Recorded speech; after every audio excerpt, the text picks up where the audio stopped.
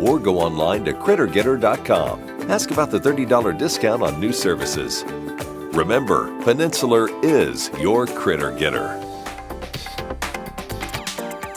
Tire Outlet is bringing the tires to you. Mike Dempsey here to tell you that Tire Outlet is now offering mobile service. No hassle, quick same-day installation. They're the largest locally owned tire shop in town, so wherever you are, choose a time and location that's convenient for you. A Tire Outlet professional will bring the new tires out and install them. Call this number to make an appointment, 600-0089. For mobile tire installation, that's 600-0089. Tire Outlet. Wholesale prices, premium service. To help stop the spread of COVID-19, keep the economy going, and help those in need, Zero Res is offering 25% off all services. That's cleaning carpet, area rugs, tile and grout, upholstery, everything. 25% off everything. We also ask that you submit someone that you know that is in need. Zero Res will clean the carpets in the home of one family in need each day, absolutely free. Zero Res spelled forward or backwards, it's the right way to clean. Superior Fence and Rail knows about first-class service. From the first phone call to the final inspection, Superior Fence and Rail's professional team delivers with great communication, friendly installers, and quality fence products. There's a reason why Superior Fence and Rail is the top-rated fence company in Jacksonville, and it all starts with their professional team. So get off the fence and call Superior Fence and Rail for your new fence today. When you're on the fence, about a fence, SuperiorFenceandRail.com. The time is right to replace your company shirts and other logoed items from Hardball Creative. Nobody doesn't like Hardball because Hardball does it all. Hardball Creative. Hardball does it all. McKeever Clinic is home to the first advanced prostate cancer center in Jacksonville. This is Dr. West, urologist at McKeever Clinic. Our clinic is staffed with 2 urologists that specialize in advanced prostate cancer care and management. You'll also have a dedicated nurse navigator that will coordinate timing, medications, insurance, and patient assistance. We're conveniently located off AC Skinner Parkway on the south side. Contact our specialist at McKeever at 355-6583 to discuss your treatment options. Home of the Jaguars, WJXL AM Jacksonville Beach, WJXL FM Jacksonville Beach. This is your Southeast Orthopedic Specialist local sports update. I'm Andrew Gibson for 1010XL. This update brought to you by Mike Merritt Heating and Air. Jaguars offensive lineman Will Richardson has played multiple positions along the Jaguars line since being drafted in the 4th round in 2018. Last year, Richardson played left tackle and right guard. Head coach Doug Marrone said Friday that he's placing Richardson at left tackle now. Tony Baselli believes Richardson could give Cam Robinson a battle at left tackle. It's going to be a great camp battle between Will Richardson and Cam Robinson for that left tackle. I think it's a real competition. Go look at the first 2 games, watch what he did. I would have given him a chance to compete with Cam Robinson last year for the entire year. They did not, and now they're going to in camp. I like it. Baselli a guest this morning of The Drill. At 3:02, 84 degrees. Time and temp brought to you by Bueller Air Conditioning. Stay cooler with Bueller. This 1010XL 92.5 FM hour is powered by Anajar and Levine Accident Attorneys. Call 904-600-4000. That's 904-600-4000. Hot day and it's a long way back to my home. Turn the radio on and hearing my friend Lizzie pretend that their voice counts for nothing amounts to anything until I hear it from you. Frank, Hayes, Lauren, and Gibby. The Frangie Show starts now on 1010XL 92.5 FM. Hey, welcome in. Glad you're along for the ride as we start another week here on 1010XL on 92.5 FM. Frank Frangie, Hayes Carly, and Lauren Brooks. And Andrew Gibson with you as we got a lot to talk about today on the program. Whew. Last Dance is over. I'm ready for the next one. I know, me too. I'm ready for the next to the Last Dance. Is that next? I'm ready for the anybody's dance. Tim Floyd years. Yeah. It was great. I'm totally with you. There's going to be massive withdrawal next Sunday evening when there's no Last Dance. I'm looking for. I will say, like the Bruce Lee one, the Be Water looks kind of cool. Certainly the McGuire Sosa looks cool. So hopefully there'll be a couple things coming that'll be great as well. But The Last Dance was about as entertaining as it can get. If I told y'all before it started, you are going to learn so many things about so many different people and situations. I bet you both would have been like, no, we watched. I mean, we know a lot about Michael Jordan. We know about Dennis Rodman. He's kind of crazy, and Scottie Pippen, Phil Jackson. But I think most people who even lived it and watched it live learned a ton. Yeah, I certainly did, and I got a lot of thoughts about how they did it. Again, you probably go to bed. Do you stay up and watch the Scott Van Pelts afterwards? I don't. See, after everyone ends, Scott Van Pelt does most of his Sunday Night Sports Center, because there's nothing else, about it. So most of the Sunday Night Sports Center is about Makes it. sense. He brings on Jason Hare, I guess it's H-E-H-I-R, I don't know how you pronounce it. He comes on every time, and they He was talk. a young guy. Yeah, he is a young guy. So they talk about he talks to all of those. So I watched it a lot last night, and they talked about the things missing, and they talked about and the director guy is or producer, whatever his name is. He's a little sensitive about, because the one criticism everybody has had of it, it's been fantastic, but the criticism has been it certainly seems to be Jordan's show. It certainly. I mean, all those years were Jordan's show, so this should be too, right? But it certainly seems to be Jordan's show. I think that is clear. Why wasn't Juanita Vanoy, who was his ex-wife, why wasn't she on it? And Richard Deitch from formerly Sports Illustrated, now The Athletic, the great TV writer, he surmised that I thought she just wouldn't talk. The impression he got, and I don't know, he doesn't say this is definitively right, but the impression he got from this is that if you got her, what was missing is her take on all this, on him, right, and some of his business dealings, and maybe on the gambling. Well, no, it wasn't gambling, because they whether you believed him or not, they talked about that. They talked plenty about the gambling. I thought whatever episode it was, when he said, I don't have a gambling problem, I went to Atlantic City. So I thought they addressed the gambling. But they didn't address his business dealings. They never did. At no point did they say he owns land here, casinos here. He's worth $1 billion. So he's got a lot of money. So he did something. Did he buy an island? Did he start a factory? So you notice they never touched on that. They never touched on his business dealings. And you never heard from the ex-wife or the current wife. So you barely heard from the kids. Yeah, just right at the end there a little bit. But he said, but Richard Deitch, when he wrote a story about it, he made the assumption. So somebody gave him something that if you'd have gone to the ex-wife, Jordan wouldn't have done the interviews. You wouldn't have had. He said you wouldn't have. If you'd have had her, you wouldn't have had him. So he might have said, if you're going to have the ex-wife, talk about what a bad husband I was, then I'm not doing it. And I'm not saying he was. I'm saying. So but anyway, we'll talk more about it. There could have even been part of a confidentiality agreement in the divorce in which would have made it hard for her to talk about it or him. But I do wish they would have at least thrown it out there as like a sentence or two explaining the absence. Here's why she's not there. Yeah, so I thought that was clearly missing. So we'll talk about that coming up. I would have liked to see the new wife and the new kids too. Yeah, they really stayed away from his personal life. And that must have been his directive. You can see me in my home, because he could have done all of the video sessions not in his own home, but obviously that's where he lives, and so we get to see that part. And he apparently has a big brand team. Is it Jordan 23 or Air 23? Did you see this? I'm not even sure that's where he lives. Or Jumpman 23. There's something called something 23. Yeah, it's Jumpman 23. It's Jumpman 23. That's his whole market. He's got a whole company that brands him. That brands the Jumpman. The Jumpman's him. Yeah, the Gators wear it. The Gators wear him. They're not wearing Nike. It's a division of Nike. They're wearing Jumpman. So he's got a whole brand management team that manages all that, and they apparently had a lot to say. Apparently the three entities apparently that were involved in this were ESPN. Now Netflix a little bit. I don't think Netflix producers were involved. ESPN. The NBA, because that's how they got all the footage. They couldn't use the footage if the NBA wasn't involved. And the NBA had to sign off on everything for the footage.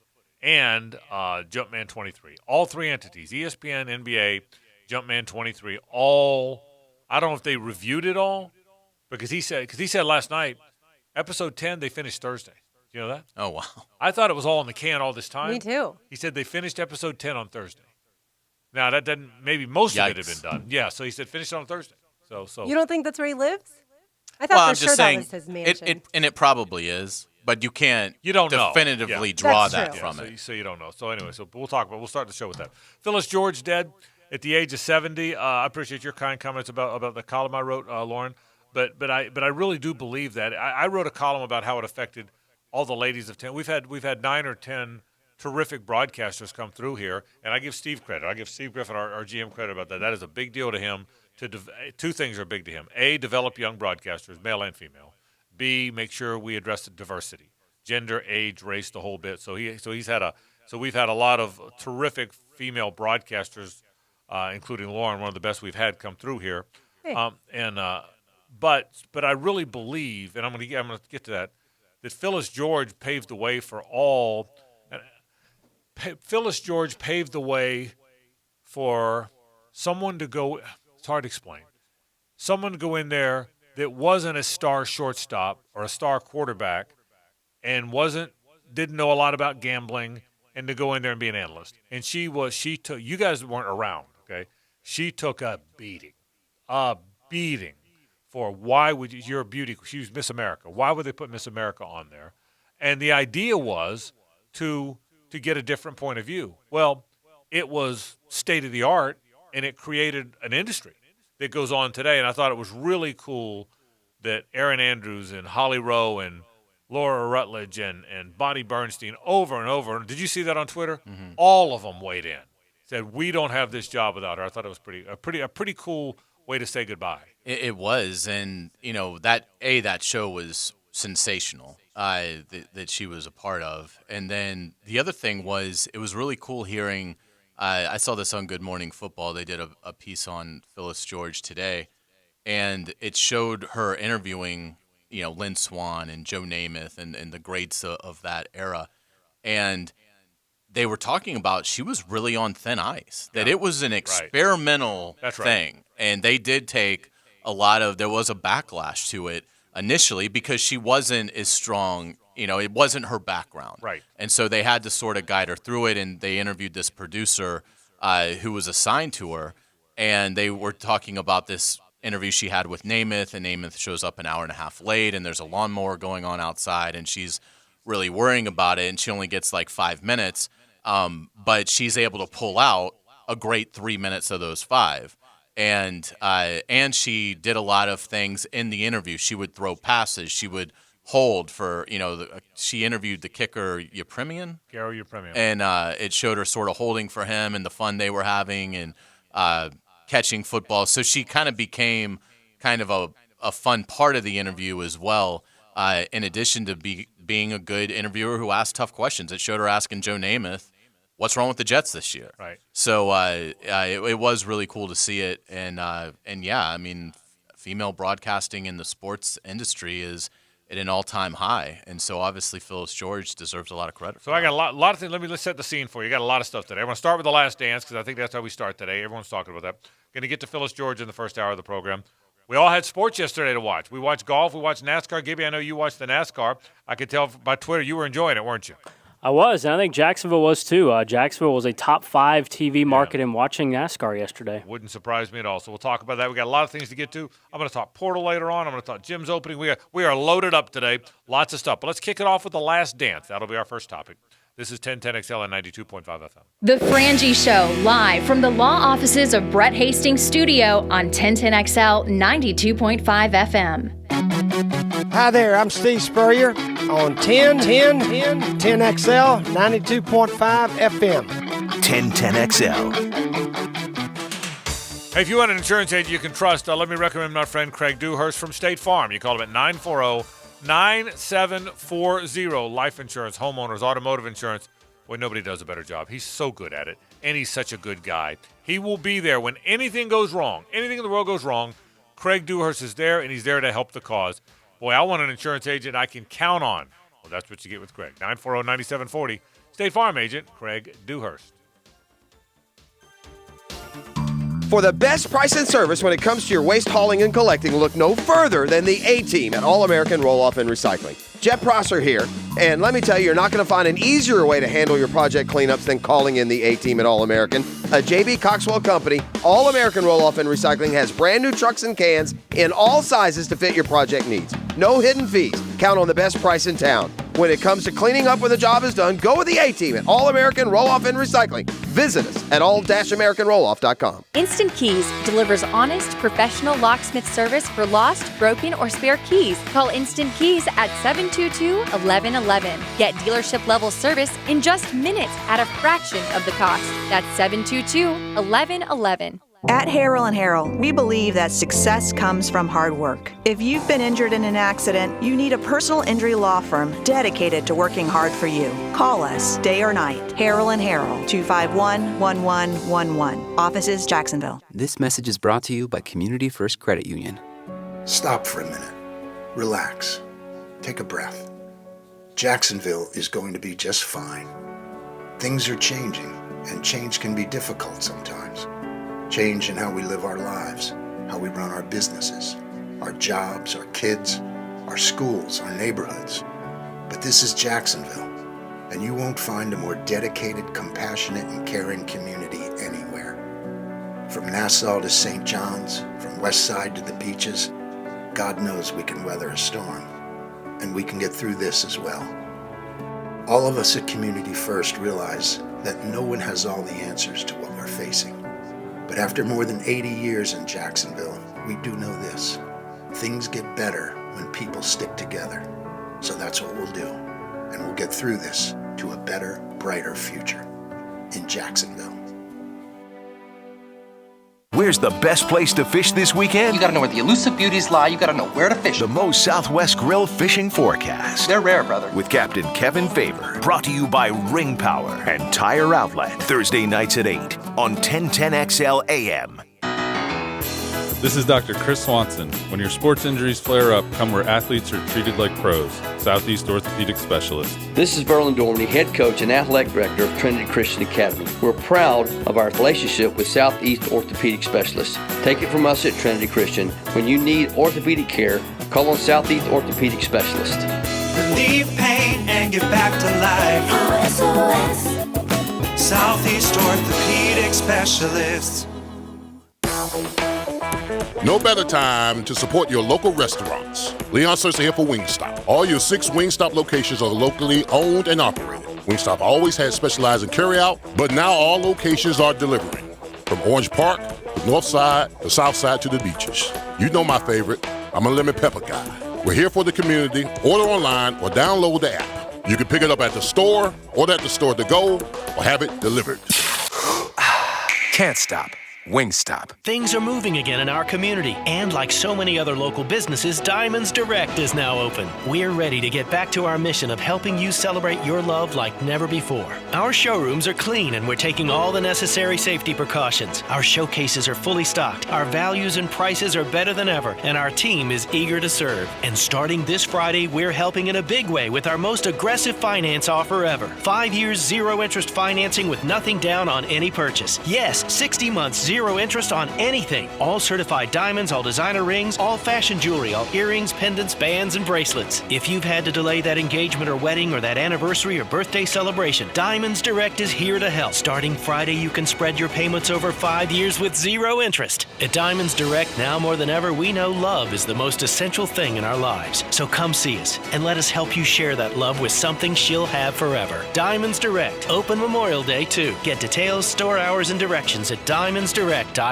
Tire Outlet is bringing the tires to you. Mike Dempsey here to tell you that Tire Outlet is now offering mobile service. No hassle, I mean quick same-day installation. They're the largest locally owned tire shop in town, so wherever you are, choose a time and location that's convenient for you. A Tire Outlet professional will bring the new tires out and install them. Call this number to make an appointment, 600-0089. For mobile tire installation, that's 600-0089. Tire Outlet. Wholesale prices, premium service. As the economy begins its comeback, Moe's Southwest Grill, Tire Outlet, and the Nimnick family of dealerships are now reopened as part of Phase 1. If your business is back, let us know at 1010XL.com. Brakes for less is what we do. We know drums, rotors, pads, and shoes. If there's a squeal in your wheel, come see the best. 733 Stop. Brakes for less. All we do are brakes for less. Hicken here. Need help cleaning and sanitizing your home? Give Zero Res a call. Zero Res is on the front lines when it comes to fighting against germs and viruses. Zero Res has been providing a cleaner and healthier living environment in Jacksonville homes for more than 15 years. Zero Res, spelled forwards or backwards, man. It's the right way to clean. This 1010XL 92.5 FM hour is powered by Anajar and Levine Accident Attorneys. Call 904-600-4000. That's 904-600-4000. When people see this, they're going to say, well, he wasn't really a nice guy. He may have been a tyrant. Oh, well, that's you, because you never wanted anything. I wanted to win, but I wanted them to win and be a part of that as well. The comments on Michael Jordan in The Last Dance. I'll go last. Lauren Brooks. What did you take? What did you take? We loved it, right? Were you locked in the whole time? Of course. Couldn't get up. I mean, didn't want the bat. Didn't want. I was smart because I'm very smart. I always started at about 9:25. Skip the commercials. Skip the commercials. I timed it out about. But State Farm, Reese's, and Facebook paid a lot of money for those commercials. And those I kind of watched because the funny mouth thing was kind of funny. Yes, that was funny. The first time I watched it, I didn't realize what they had done, and I was like, did they film this back then? And then I figured it out. But it looked like an old karate movie back in the day with the mouth didn't match the words. That was freaking fantastic. But I mean, locked in. Give me 2 or 3 overviews. Michael Jordan thinks higher of himself than most people on the history of the planet. And that's not necessarily a bad thing because he worked incredibly hard to get to where he got to, but he definitely is someone who I wouldn't use the word humble on him, even now looking back 20 years later. He also is someone who was given a lot of God-given talent, but he got every single morsel from him. And then I'll say from this past weekend, the one thing that really surprised me, Hayes, how did we not know that it was food poisoning?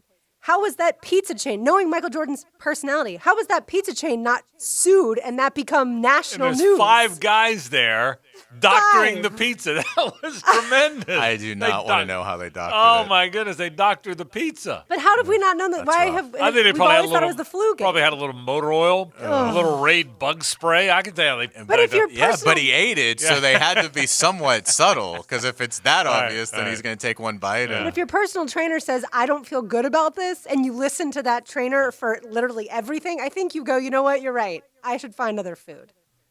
I would agree. Yeah, it's the flu game was certainly one of them. One of the big revelations. To me it was just I thought the writer that they interviewed at the end that wrote the book Rare Air, and forgive me, I don't remember his name. I thought there was some pretension to what he was saying about Michael in terms of him being a mystic and ever present. But I do think, for me, the biggest takeaway of the documentary was I've always thought Michael Jordan won because he was the best athlete, and he was the best conditioned, and that enabled him to be as clutch as he was, and certainly he had a great work ethic and a great desire to win. But I had no idea it was on the level that it is on, at least is what it was portrayed in The Last Dance. And I think that's accurate in terms of that aspect of his persona. So to me, I think it's a great message because I'm not saying Michael Jordan could have had my athletic talent and been a great player in pro basketball. I mean, obviously the athleticism has to be there. But to be able to take that unbelievable gift from God and fully harness it and maximize it because you do everything within your power to get everything out of yourself, and you don't allow any sort of past failure or a fear of future failure deter you. I think it's pretty remarkable. I think, I think it's probably the rarest mindset that we've seen in sports. I don't know that it's one of a kind. I think there's probably captains of industry, driven businessmen that have what Jordan has, but I don't know that you see it in a 22-year-old that carries through. That's the thing. Like, Jordan didn't really have to grow up. There was no maturity. You know, the Bulls didn't win right away. It wasn't because of Jordan. It was because they just didn't have anything around him, and they had to put some pieces around him. But that's the thing that is so striking to me is his maturity from a competitive standpoint and how he got every single ounce out of a tremendous athletic gift. Yeah, my wife was listening. She said she used the word hubris. He certainly is a excessively confident guy. I got a lot of thoughts about him and how he handled himself and all of it. A lot of thoughts about the Last Dance. First of all, the Last Dance, it was really good. I did not mind the back and forth. Me neither. I thought the back and forth told a story, and it kept it from being predictable. Here's the 95 game. Here's the 96. I like the fact that it started. So that didn't bother me. A lot of people thought it was disjointed. I was okay with that. I thought it was kind of creative. I would have liked to have heard from the wife, or as you said, Hayes, at the top, had an explanation as to why I didn't hear from the wife. But I thought it was really well done. I thought the amount of people that they interviewed didn't have Karl Malone. Did you notice that? Yeah, Hacker brought that up in the handoff, and I hadn't thought of that. They didn't talk. That was interesting. Because Karl and Michael are pretty good buddies. They seem like it on the documentary. They're for actually sure. pretty good. But he and Stockton and Malone, they're all those Dream Teamers are pretty good. Other than the fallout he's had with Barkley, the Dream Teamers are pretty good buddies, from what you understand. But they didn't have Malone, which I thought was interesting. But they had most of them.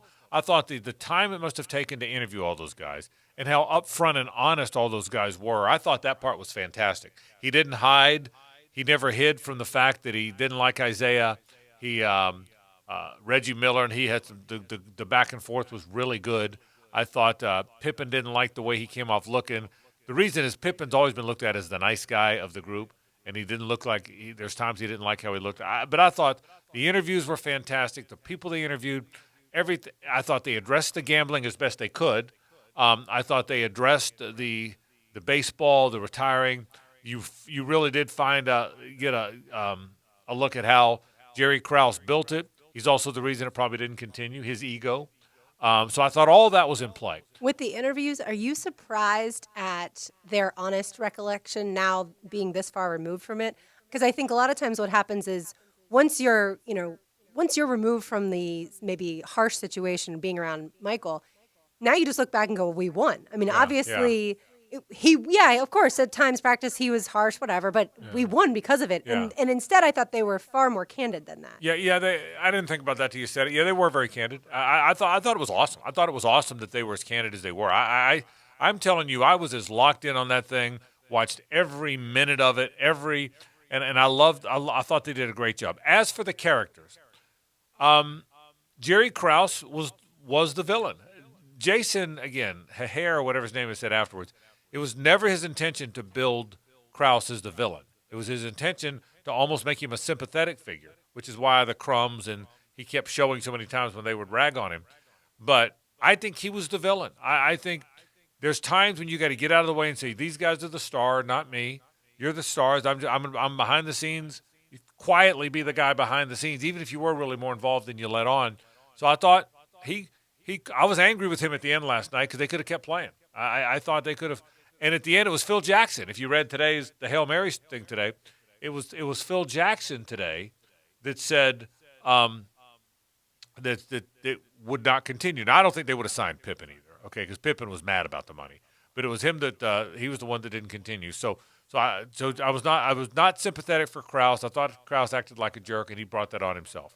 I did think Jordan was a bully, but we knew that beforehand.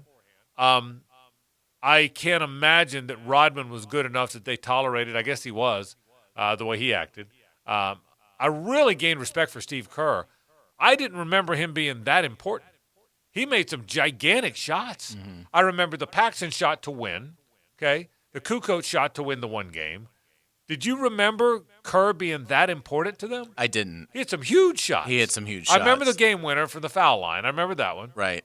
Yeah. Yeah, but then you're right in the comeback. Yes. When they didn't have Pippen, he stepped up huge. The one thing I thought they I thought they might have over-exaggerated Kerr a little bit and underplayed Kukoc, who, when you look at him, he was like a 13-point consistent scorer on those three-peat teams. And he wasn't as good in the playoffs. It was interesting when I looked at it. There was one the second year, the second title in the second three-peat, he was like 7.9 points a game in the playoffs. So obviously he wasn't as strong, and maybe Jordan resented that. But the year that they won it the third time, he was back to 13 points. So he gave them in the playoffs what he was giving them in the regular season. And I don't know whether because Kukoc stayed on with the Bulls for another half a season after it, he sort of survived the teardown. Yeah. If Jordan's always resented him for that. But I did think it was interesting how underplayed Kukoc was, because I thought he came across pretty well in the interviews. It wasn't like, well, he can't speak, and so there's really no point in showcasing him. And, I thought he was pretty candid about, particularly when they focused on how he joined the Bulls. Right. And then they really, other than that, only went back to him a couple times. The only time I felt a little sympathy for Krause is the guy that discovered Jackson. Jackson was a CBA coach. He was zero. Nobody knew him. And he said, I'm going to put him on the staff and then ultimately elevate him to head coach. And I do remember when that happened, people thought, what are you doing? Mm-hmm. You're running off Doug Collins, an Olympian, a multi-time All-Star, for this hack that was never a very good player and was coaching in the CBA, and you're going to make him the coach? I remember that very clearly. Because Tex Winter Tex Winter diagrammed the triangle offense, and he was on Collins' staff. Mm-hmm. So it's not like Phil Jackson showed up with the triangle. Right. He just knew to use it. Yeah, the one thing, though, is you can't, if you're Krause, if you appreciate Phil Jackson, you can't say the words, you can go 82-0 and you won't be back. That was a disaster. Like, that comment in and of itself made you furious with Krause. Yeah. By the way, you are 100% right. Michael Jordan refused to allow the film or any of the filming to be done at his home. It was done at 3 different locations near his home in Jupiter, Florida. So he does live on the ocean in Jupiter, but none of the 3 places that we saw were any of his homes. I didn't know that either. In case you were curious. I thought Reinsdorf came off as very honest. Honest, rich owner, but I thought he was honest. He's a clown. Yeah, but wasn't he? I thought he was honest the whole time. Yeah, I mean, he was, I guess, clown. Yeah, for someone with that much success, he sure doesn't really smile. Yeah, but I thought he came off I thought he was honest. I didn't come off thinking he's a clown. I thought he was coming off as a typical rich owner that kind of told the truth. Didn't you? I don't know how you get that kind of fortune to have a player like Michael Jordan and all the other things fall your way and allow a general manager to say, we're tearing it down. Yeah. Well, and I agree with you, but he won 6 titles. I mean, they did win somehow, some way. Whoever gets the credit for it, I liked it. Was it Pippen at the end that said, the best coach of all time, best player of all time? Jerry Krause was the general manager to put it together. I mean, he really and that did. was kind of the first time someone said really something positive in a long time. Now you could say, well, guess what? You had a pretty good head start with Michael Jordan. It's like saying whoever put the Yankees together had a pretty good head start with Ruth and Gehrig. Mm-hmm. But still, he made enough moves that I thought he deserves some credit in that. Oh, absolutely. Do you think Jordan and the Bulls, let's say Scotty's not there or the rest of the pieces are there, do they win the 7th title? If Scotty's not there, no, I'm not sure they win it with him. That team was great, but they looked it, and I remember watching that very clearly. I was just turned 40. I was all in that. They looked tired at the end. Didn't you think that? I thought they felt. I would have loved to see them try it. Yeah, they looked tired. I would have bet on the Bulls. The champion ended up being the Spurs. That was the lockout season. Yeah. Mm-hmm. And so the Spurs would have had obviously the Admiral and Tim Duncan, who would have been sort of finding his star form. So and they were fantastic. They blew through that playoffs. Right. I think they lost maybe 1 total game en route to it. But I'm not willing to say that if the Bulls come back, they can't take down San Antonio. Okay, so it said, Gibby just gave me this. Thank you. Karl Malone declined to be interviewed, didn't want to be part of it. So they tried to get him. Final thought on that is, and then Gibby's got some news for us. Final thought on that is teams at the end of the road look tired. The Lakers looked tired when the Pistons beat them at the end. Remember that? Mm-hmm. The Celtics looked tired when the Lakers started beating them. At the end of the run, the teams look fatigued, particularly in that sport more than any other. It was great watching, great theater. It was about as good a documentary series I've ever seen, and I'm glad it was 10 episodes over 5 weeks, not 2 or 3 episodes. Gus Lett, was that the name of the security guard? I thought that part was fantastic. He was a surrogate dad. Dad. Gibby, what do you got? California and Texas in the coming weeks are going to allow pro sports to begin again, reopen without fans. Texas is saying May 31st. Sports can return without fans, and now California, who had not said this. Wow, that's a big one. Yeah, California had not said this before.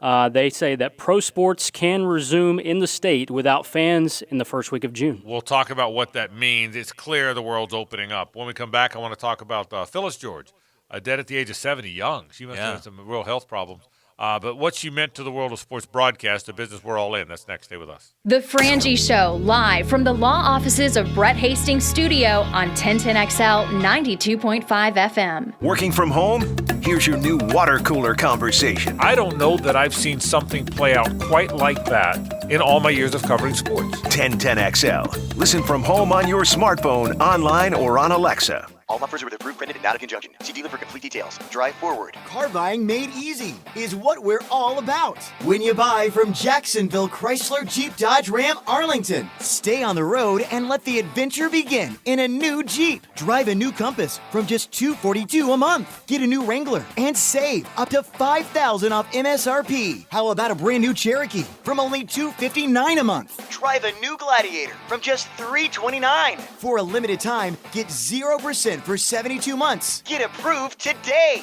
Drive a new Ram truck and save up to $14,000 off MSRP. Make no payments for 120 days. See our inventory at #1CJD.com. Enjoy free pickup and delivery from our service department. It's just that easy. Serving our community in a safe and responsible manner. Jacksonville Chrysler Jeep Dodge Ram Arlington, 9600 Atlantic Boulevard, across from the Regency Square Mall. Court Booth here with Armored Guard Exteriors and Gutter Helmet. Our family wants to thank all of our first responders during this pandemic. Now it's time to get back to work.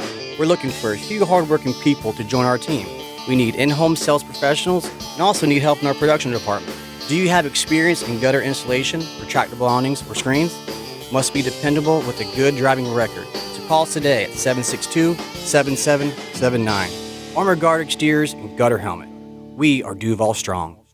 McKeever Clinic is home to the first advanced prostate cancer center in Jacksonville. This is Dr. West, urologist at McKeever Clinic. Our clinic is staffed with 2 urologists that specialize in advanced prostate cancer care and management. You'll also have a dedicated nurse navigator that will coordinate timing, medications, insurance, and patient assistance. We're conveniently located off AC Skinner Parkway on the south side. Contact our specialist at McKeever at 355-6583 to discuss your treatment options.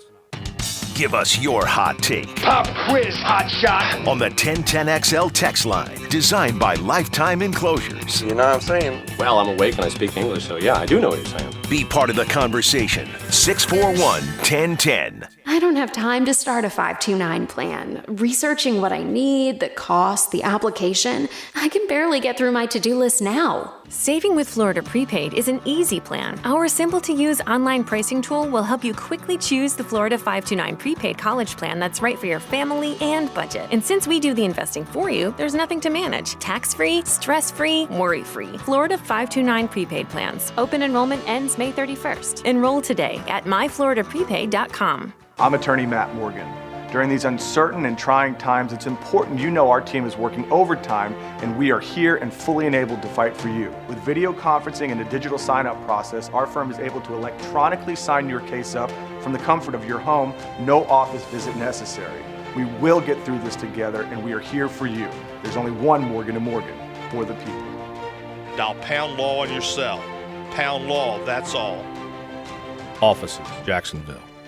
Superior Fence and Rail knows about first-class service. From the first phone call to the final inspection, Superior Fence and Rail's professional team delivers with great communication, friendly installers, and quality fence products. There's a reason why Superior Fence and Rail is the top-rated fence company in Jacksonville, and it all starts with their professional team. So get off the fence and call Superior Fence and Rail for your new fence today. When you're on the fence about a fence, SuperiorFenceandRail.com. Tire Outlet is bringing the tires to you. Mike Dempsey here to tell you that Tire Outlet is now offering mobile service. No hassle, I mean quick same-day installation. They're the largest locally owned tire shop in town, so wherever you are, choose a time and location that's convenient for you. A Tire Outlet professional will bring the new tires out and install them. Call this number to make an appointment. 600-0089. For mobile tire installation, that's 600-0089. Tire Outlet. Wholesale prices, premium service. Been feeling a little cooped up lately? Well, you should buy a boat. Want to get away from people for a while? You should buy a boat. Been dying to get back on the water? You should buy a boat. Want to finance up to 100% of a new boat and get 60 days of no payments? Then you should buy a boat. With the help of One-to-One Financial, Jacksonville's hometown credit union. For a limited time, you can also get a free entry into the Greater Jacksonville Kingfish Tournament with your boat loan. Apply online at 121fcu.org. Federally insured by NCUA. Isn't it time you bought a boat? This 1010XL 92.5 FM hour is powered by Anajar and Levine Accident Attorneys. Call 904-600-4000. That's 904-600-4000. Scores and highlights of today's action. First week results for 3 or more than 200 NFL rookies. A game in the life of some fans. It's the season's second Sunday, coming right at you on the NFL Today.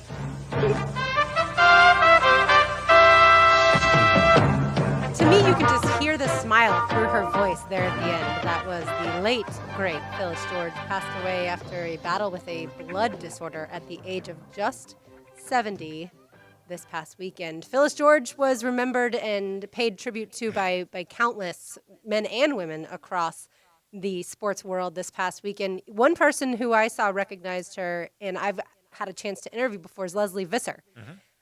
For me, growing up, Leslie Visser was one of the pioneers for women in sports, and so it was a really, really nice to read what she wrote about Phyllis George and how much she meant to her. They were about 4 years apart.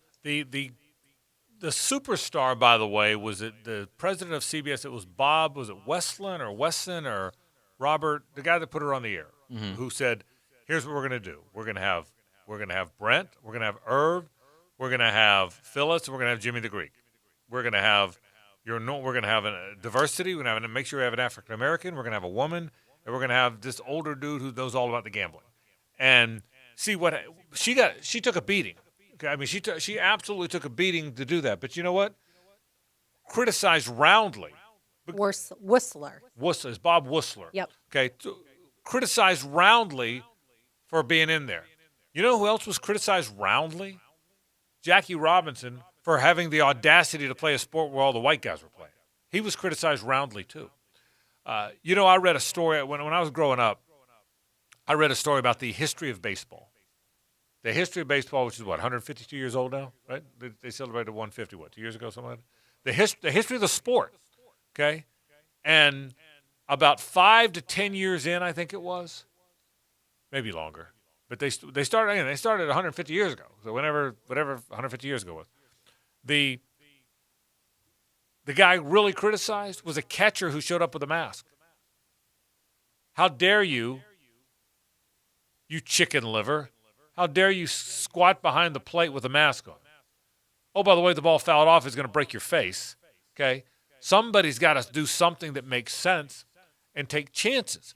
I remember Phyllis George. I remember her taking a beating. I remember thinking, and I remember when she went on, I was a kid, but I remember thinking, A, it's good. Number 2, she's pretty. Is that a bad thing? She seemed nice. She smiled a lot. Irv Cross they all seemed like good guys and good girls, good people. And I wonder, do we not have Bonnie Bernstein and Susie Colbert and Erin Andrews and Michelle Tafoya? Linda Cohn and Hannah Storm. Linda Cohn and Hannah Storm were more studio, right? Do we not have them if Phyllis George didn't do it first? Surely by now our society would say that's dumb, okay? We have assistant football coaches now. We have NASCAR drivers now. But would we, I never thought about it, and I don't want to act like, I could have told you that. Until she died, it never dawned on me that Phyllis George broke the barrier. She clearly broke the barrier. Yeah, and I think you have to have really tough skin to be that person because she wasn't getting criticized for her looks. She was getting criticized for what she had to say, and that can be more difficult. You almost think if she hadn't been so good looking, Correct. she wouldn't have been criticized. Shame, would be shame part of on it. CBS for putting a pretty girl up there. I think that was part of it. Right, because people identify with pageant women for a long time. They have as just pretty people with less brains, right? Like you watch those pageants and you watch them answer questions that were really rehearsed, and you think, all right, well, they didn't really do anything with their lives as far as education goes. They just wanted to be pageants. But yes, she was a trailblazer, and that's one thing to me, Hayes, watching The Last Dance. Did you notice how many females there are as far as whether it be reporters or anchors that were featured? Yeah, it was interesting. You saw like Willow Bay, you saw Linda Cohn, Hannah Storm, I think was on it at some point. Yeah, to me it was.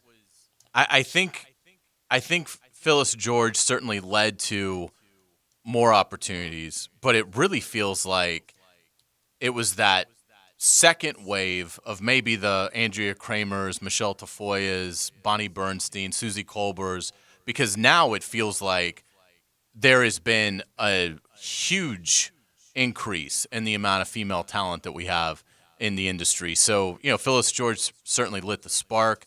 It got a little bit bigger, but now in the last 10 years really feels like it has exploded. Has it ever been hard for you have you ever felt like you were in a men's world? And you didn't start until 2013. That's a lot later than mid-70s. Feel like I'm in a man's world? Yes, absolutely. Feel criticized or demeaned because I'm in a man's world and I do this? No. At no I've never point. felt At like no that. point. No. Do any of the women with whom you've worked ever go through that? At least that they've shared with you? I would say absolutely, yes. That they've shared with me and that absolutely they've felt like that at times. And I think social media adds to that because people can say things right. that they wouldn't ever say to you in person, but they can say things via Twitter. And it's honestly one of the reasons I'm so incredibly glad that I started at 1010XL as a producer and not on a microphone right away, because I learned so much in the process along the way that a lot of times men that have watched sports their whole life are not going to take what a female says seriously until she has proved that she has credibility. Does female play-by-play bother you? It doesn't, but I also don't get all that moved or carried away with play-by-play is just not something. Yeah. It's not an art form to you. Yeah. Right, that I pay that much attention to Yeah. regardless. But it's certainly not negative to me. It never bothered me, but it was an acquired listen when I first heard Pam Ward do it. It was an acquired listen for me because I had not heard a female voice do it. It didn't bother me. I didn't think that's a bad thing, but it was an acquired listen for me. It really And I was. think that's for a lot of people. Yeah. Well, it's Jessica Mendoza, when Well, she first started on baseball, I know you didn't love that. Yeah, that's a whole different conversation. Sure. I'm going to get to that. But Linda, Pam Ward was an acquired listen for me because I had not heard it before. And let's be honest, a lot of the female play-by-play voices are deeper. They just are deeper than a traditional woman's voice. So not only are you not used to hearing a female do the play-by-play, but her voice is also a lot different than most women's voices that you hear. But now when Beth Mowins calls a college football game, I don't think twice about it. So when Pam Ward did it 10 years ago, was doing those Big Ten games at noon, it was an odd listen for me. I didn't have any problem with it, obviously. I think I'm a very forward-thinking person. I just had to get used to it. Now when Beth Mowins calls a game, that means Beth Mowins is on for ESPN. Beth Mowins might be Team 6 and Clay Matvick is Team 7 or Dave Pash is Team 5. You know what I mean? It's all the same to me. When Jessica Mendoza was doing baseball, I didn't like it because she never played the game. I think your color commentators should either have played or coached. She never played or coached. So it was, and I'd listened to her, and I thought the terminology was wrong. Unlike Doris Burke doing color or Carol Lawson doing color on basketball, they played the game. And so those were very seamless for me. The Jessica Mendoza played softball, which is not the same game. It's a different sport. It's not. It's a similar sport, but it is not the same sport. And It's you not. like her now, what changed? Because I listened to her, and I listened to what she had to say, and it made sense. You could tell she did her homework. You could tell whether it was Aaron Boone then and A-Rob now or whoever, she said, okay, in hitting a rise ball in softball, you have to do this with your hands. How does that change to hitting a rising fastball in baseball? And you could tell she learned, and now she can explain it in ways I get. But she had to win me. She had to win me over. So female play-by-play for me it was no different. I just wasn't accustomed to it. But there are a lot of people who hate female play-by-play. What's that? There are a lot of people who Yeah. still rip female play-by-play. Yeah, but- It doesn't even matter if they're good or not. Even- Some people just still hate it. I agree. And maybe a lot of people just don't want something they're not accustomed to. I can tell you, and one of the reasons we wrote this, and again, at 1010XL, we had on my show, I had Dawn Anderson, who would come on here or there, Kim Mobley, who had been a producer, who talked a little bit, and then Aislinn Herndon, who kind of went to work for our production company on the air, because I just thought sports radio was still evolving, and I thought we needed someone that saw the world differently. That's all, just someone who had a different perspective, someone who saw the world differently. We did that for a while. So then we came here, and I told a story in the column that I wanted a woman on my show. Weren't sure who to have. We're in Tampa, hanging out with my in-laws, and the high school championship games come on, and Jessica's working those, and she'd been our babysitter, family friend, and my wife Suzanne says, you want a woman on the air? There's your person. Call Jessica, she comes on, she kind of paved the way at this radio station, and now we've had, I want to say, 9 or 10 ladies who at some point have been on our 6A to 7P shows, and I think, and I hope as long as my career is around, we will always do that, because I think females see the world differently in some ways than males do, and that's a reality, and I think that makes the show better.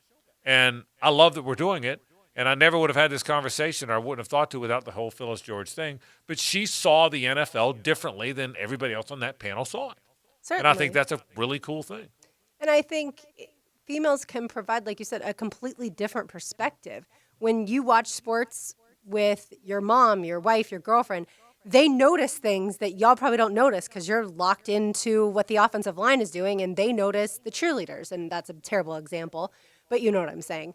And I think there's just different life things that happen too. I mean, that's been the fun part. You know, like you had Tara on when I was in the morning, and the amount of life she can bring to the show, being the wife of a former NFL player and a mom with 3 busy kids. I mean, or 2 busy kids. There's a lot going on there that I think it can add to your show, because everyone has this. Every listener has a full life too. And the other thing I have seen, and I have watched this, is Jacksonville can be an old school city. Jacksonville can be, southern cities can be that way. And I have watched on our show, Jessica and Amanda and Tara and you, and I have to earn your stripes a little bit. There's doubters out there. Not the same as the play-by-play, but there's doubters out there, which, and we've all seen it. We're naive if we say we haven't. Well, so-and-so's on there because they're a girl, and they wanted a girl, and that's why she's on there. And I think what I'm proudest of is, I'll give Griffin credit. He was hell-bent on we were going to do this the right way, and I'll give you guys credit. You didn't back down. The women on this radio station all have never backed down. Said, listen, I'm here, and I follow sports as closely as you do, and I've interviewed more people, and I've interviewed people as much as more than people listening, and I'm here to stay, and I'm gonna and I'm not trying to be token, by the way. I think, and I'm not trying to put words in anybody's mouth, but I'm not trying to be token. But this is my job, and I'm committed to it, and I think that's kind of it's no different than Jackie Robinson showing up and playing second base for the freaking Brooklyn Dodgers, who said, I'm here. This is my craft, man. And I you may not like that I'm here, but I'm here, and I'm not going anywhere. And I'm not trying to be token guy, and I'm not trying to say, look at me, I'm rebel. I'm just saying what I want to do, right? Is there some truth to that? Absolutely. Other than his life was in danger at certain times. Yeah, his life was threatened. Ours, correct. I'm never going to compare being doubted to something like that. But yeah, I mean, I think we all, the females that have either worked here or still work here, we are so incredibly appreciative of the respect that we're shown. I've worked in another male-dominated industry when I worked for a school that taught commercial diving, and I worked around a ton of men, and I didn't necessarily get the same respect there that I get here. So it's not just working in a male-dominated field, then you're a chick and, you're automatically going to belong. It's not like that.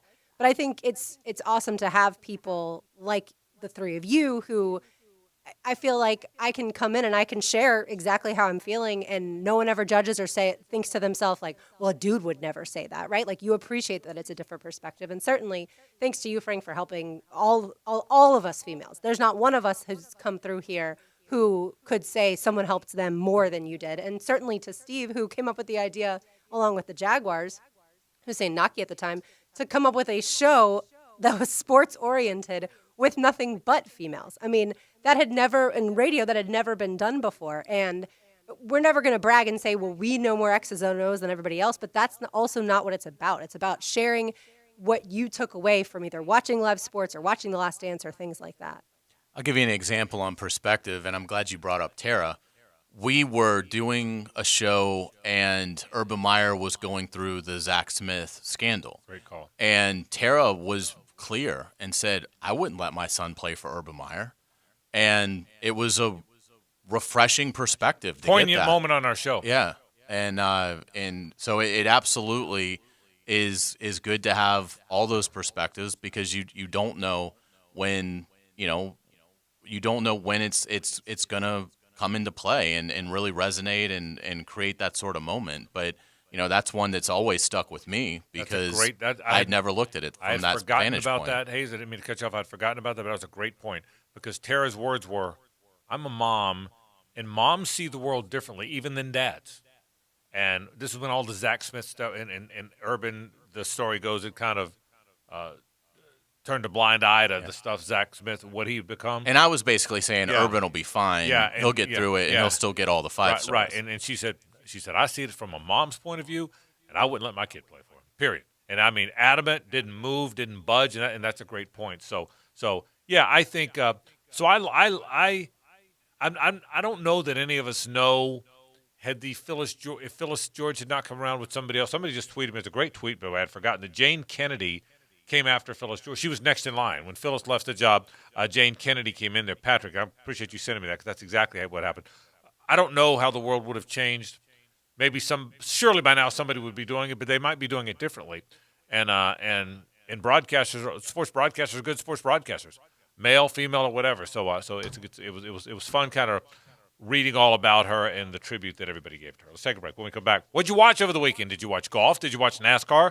You watch live sports. That's kind of cool. That's next. Stay with us. The Frangie Show, live from the law offices of Brett Hastings' studio on 1010XL 92.5 FM. I have a very specific set of skills. Who are you? My name is 1010XL. What? Wait. Good luck. All offers are with approved credit and not in conjunction. See dealer for complete details. Drive forward. For those of us that drive to work or just need a new vehicle, we remain dedicated to provide you with essential services, keeping you safe and satisfied. At Jacksonville Chrysler Jeep Dodge Ram Bay Meadows. In difficult times, everybody needs a little help. Make no monthly payments for 120 days. See all our Go Anywhere inventory at JAXCJDR.com. Jacksonville Chrysler Jeep Dodge Ram, I-295 and Bay Meadows.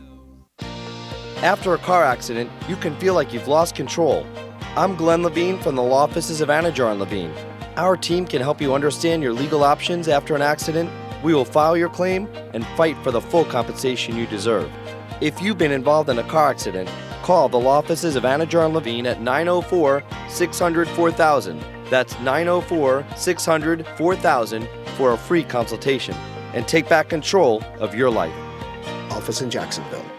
Hey, Mike Dempsey here, and I've seen almost every local business adapt in some way to better serve the community in today's new environment. Hello Windows and Doors, no exception. They know that windows and doors are still a part of the safety and security of your home, so they're offering virtual consultations to help get your project done. It's simple. Just schedule a video chat online at PellaJax.com, then talk to a Pella expert about design ideas and get a free quote. Visit PellaJax.com for more details and schedule your virtual consultation. Hello Windows and Doors. Right now, they're on their way to disrupt your life, make you uncomfortable, and rob you. Don't bother calling the police. They can't help. That's right. Summer heat and humidity are about to attack North Florida again. You know what to do. Call Mike Merritt. Mike Merritt's Heating and Air has a license to chill. When heat and humidity are attacking you, Mike Merritt provides a comfortable chill at a bargain price. Mike has been keeping North Florida comfortable for 30 years. This year has brought new challenges, but we've been tested before. Americans are tough and caring. Mike Merritt wants to thank everyone for pulling together, especially those on the front lines who maintain vital services. Mike Merritt is taking special precautions to keep you and their employees safe as well as comfortable. And as always, with Mike Merritt, there are never overtime fees. Whenever you need them, they're here for you. Visit merrittair.com. Florida license number CACO 50384. Hey Jacksonville, Safety Tom here with Remedy Staff. Concerned about keeping your family safe during these difficult times? We are as well. Wash your hands frequently. Self-monitor. If you have symptoms, self-isolate to keep friends, family, and coworkers safe. Need a doctor? Don't just show up. Give them a heads up. Call the COVID hotline for guidance at 1-866-779-6121. These are just a few quick safety tips from Remedy Staffing, keeping you, your family, friends, coworkers, and our healthcare workers safe in Jacksonville. It's been a challenging year, and exceptional people have risen to the occasion. Now's the time to recognize them. Know someone who's making an impact in our community? Nominate them to be this year's TIAA Bank Community Champion. Each winning nominee will receive a $1,000 donation towards their cause and will share their story with the world. Visit TIAABank.com/community champion for details, terms, and conditions. The deadline to nominate is June 26th. Visit TIAABank.com/community champion. Things seem to be different daily, but one thing you can always count on is the cold case at Daly's. Always convenient, always cold. Whether it's the king of beers, Natty Light, Stella, or Cigar City, a Goose Island or Bud Light Seltzer, dash into Daly's and grab one to go. Hi, folks. Frank Frangie here for Orange Environmental Services, the superstars at taking care of your pest control and your lawn. They mow our lawn, they treat our lawn, and they're the best in the business at pest control with Centricon Termite Protection. They are the superstars. I trust them. You should too. 272-3284. The superstars at taking care of your pest control and your lawn are Orange Environmental. Call them today at 272-3284. The Jacksonville Orthopedic Institute is back to normal business hours. In conjunction with Baptist Health, JOI and JOI Rehab are following the best practices to provide you and their employees with a safe environment, including patients and staff wearing masks and the ability to utilize their new virtual waiting room. JOI is still offering telehealth services if you prefer to do so. If you have questions before coming in for an appointment, please call JOI 2000. JOI, where the pros go. Hurricane season begins in June, and now is the time to ask your agent about your homeowner's coverage. It's time to make the change to Southern Oak Insurance. Our family protecting yours. Southern Oak Insurance. Woody's Barbecue's now opening their dining rooms along with their incredibly efficient takeout and curbside service. Virus haters everywhere are lining up. Woody's Barbecue. At Woody's Barbecue, it's what we do. Let's eat. Home of the Jacksonville Jaguars. WJXL AM Jacksonville Beach. WJXL FM Jacksonville Beach. This is your Southeast Orthopedic Specialist local sports update. I'm Andrew Gibson for 1010XL. Jaguars offensive lineman Will Richardson has played multiple positions along the Jaguars offensive line since being drafted in the 4th round in 2018. Head coach Doug Marrone announced on Friday that Richardson will play left tackle now. Tony Baselli believes Richardson could give Cam Robinson a battle for the starting left tackle job. It's going to be a great camp battle between Will Richardson and Cam Robinson for that left tackle. I think it's a real competition. Go look at the first 2 games, watch what he did. I would have given him a chance to compete with Cam Robinson last year for the entire year. They did not, and now they're going to in camp. I like it. Baselli against this morning of the drill. The governor of California said today pro sports can begin to move forward without fans in the first week of June. At 4:02, 86 degrees. Time and temp brought to you by Bueller Air Conditioning. Stay cooler with Bueller. This 1010XL 92.5 FM hour is powered by Anajar and Levine Accident Attorneys. Call 904-600-4000. That's 904-600-4000. You know, I didn't think it was going to be that much different, and then we won the race, and it's dead silent out here. So we missed the fans. It's a pretty pretty big honor to win 50 races in this deal. The comments of Kevin Harvick, he wins when NASCAR comes back yesterday. Now, Gibby, you're a NASCAR guy. The three of us aren't. Did you lock in like the whole race? Following you on Twitter, I got the impression you were there most of the time. I had to step out once or twice, but I was there for about 85% of it. Okay, and again, you're the better authority than all of us. You were not distracted by the lack of fans.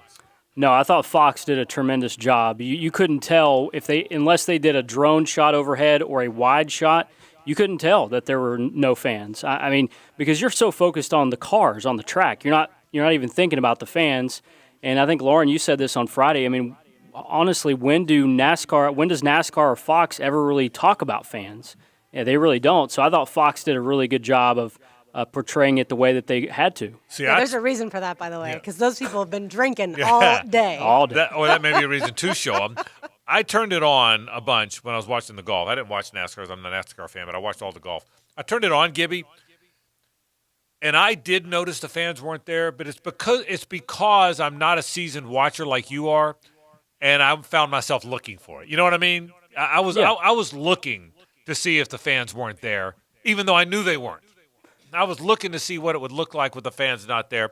But I'm glad that a NASCAR fan like you was not distracted. But what you don't want is it to be a distraction. Right. You don't want the lack of it to be a distraction. I don't think it affected the broadcast. I don't think it affected the race at all. I mean, the guys raced as if there were 100,000 people there. There wasn't much drama, though. That's what, I was hoping NASCAR, because, once golf finished, I would flip over to it in commercials, and then I was like, gosh, they're only on lap 70 and they still have to go another 100 and something? They had a wreck in the first half lap. You know that? Right. Yes, I saw that. But then after that, it did seem kind of drama-free. I knew that because I follow you on Twitter. It's the only reason I knew that. Honestly, if I wasn't following you, I would not have known that. Well, they didn't even get a lap finished before Ricky Stenhouse spun out. And that just goes to the fact that they just hadn't practiced. I mean, imagine if you told the Jaguars, you guys can't practice for 10 weeks, and you go play week 1. Which is what you tweeted. And again, I'm learning as I go here, but that's what Gibby tweeted, what he just said. Did you watch it at all? Did you turn on the NASCAR? I didn't. What were the pit crews like? Was that any different? They all had masks, and they stayed as far apart as you could. I mean, you can't really exercise the 6 feet. Yeah, when the car's only so big. Exactly, when you're trying to change tires. But those guys, for the most part, they wear a lot of protective gear anyway. And so most everybody that you saw wore masks. Look, I mean, credit to NASCAR and Fox. They pulled it off. They had a plan. They've got another race on Wednesday night, which is going to bring more fans back to it. And I think they had a plan, and they pulled it off. Is it on Fox proper? Wednesday night? Yes. So it's on Fox. It's on network. It's not on Fox 1 or FS. It's on Fox. Should be. Yeah, okay. So I think that's right. I need to look it up. It might be on FS1, but I mean, they're racing again Wednesday night. But and I wonder if that FS1. So it's okay, FS1. it is. Not Yeah, I Fox think that's Fox's fault. I think it should be on Fox. But I will watch that to see because at nighttime it's hard to see the fans. When you see one of these night races, the July 4th race in Daytona, sometimes it's hard to see the fans. So I think it might look even more normal this time. Brooks, did you watch the golf? Of course. What was your watching day? We got home from the beach around 2:20, and I didn't stop until it was over. Okay, so you locked in. Yeah. How about you? I was at a party, and so on a scale of 1 to 10, I watched it at about a 2. Oh, so you didn't watch it.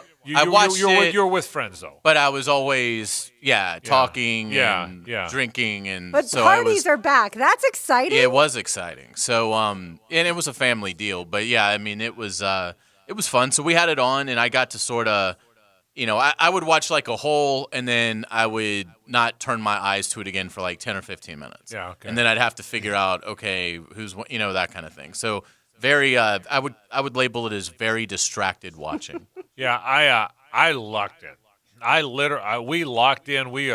I say when my wife came in and out, but all the outdoor stuff I was going to do. Saturday, shot hoops with my buddies, went for long walks, played a round of golf. Sunday morning, got up, took the dog out, did the walk. I made a point, sat by the pool, but I made a point that at 2 o'clock, I was going to be in front of my television inside the house, big screen TV. And I said, okay, let's see if this. So when it first started, I said, okay, it looks like it's 4 guys in shorts. They're kind of hanging out. I don't know that I'll keep watching. And the skins thing's kind of hard to follow because there's a scoreboard, but there isn't. I was locked in. I got up a few times here or there, but I really watched it, really, really watched it. See, it's funny because you tweeted out that you had your playlist on in the pool. Yeah, that was about 1:45. Okay, and so when I saw it was a little later, but I was gonna tweet you like, you're not watching the golf, and then someone already had it, and you said just turn it on, and so I was like, okay, now that makes more sense. I probably was at the pool 12:30 to 1:45, and the whole point was get inside, hop in and out of the shower, and sit down in front and watch it because I wanted to watch something. I don't know if I watch that much of Matthew Wolff, and I'll get to him in a minute. If I watch that much of Matthew Wolff and Rory and DJ and Ricky, I'll be locked in this week. Oh, this will be a locked-in week with Tiger and Phil out there because the personality will be ramped up too. Yeah. So, but I really watched it. I loved it. I was rooting for Fowler and Wolff.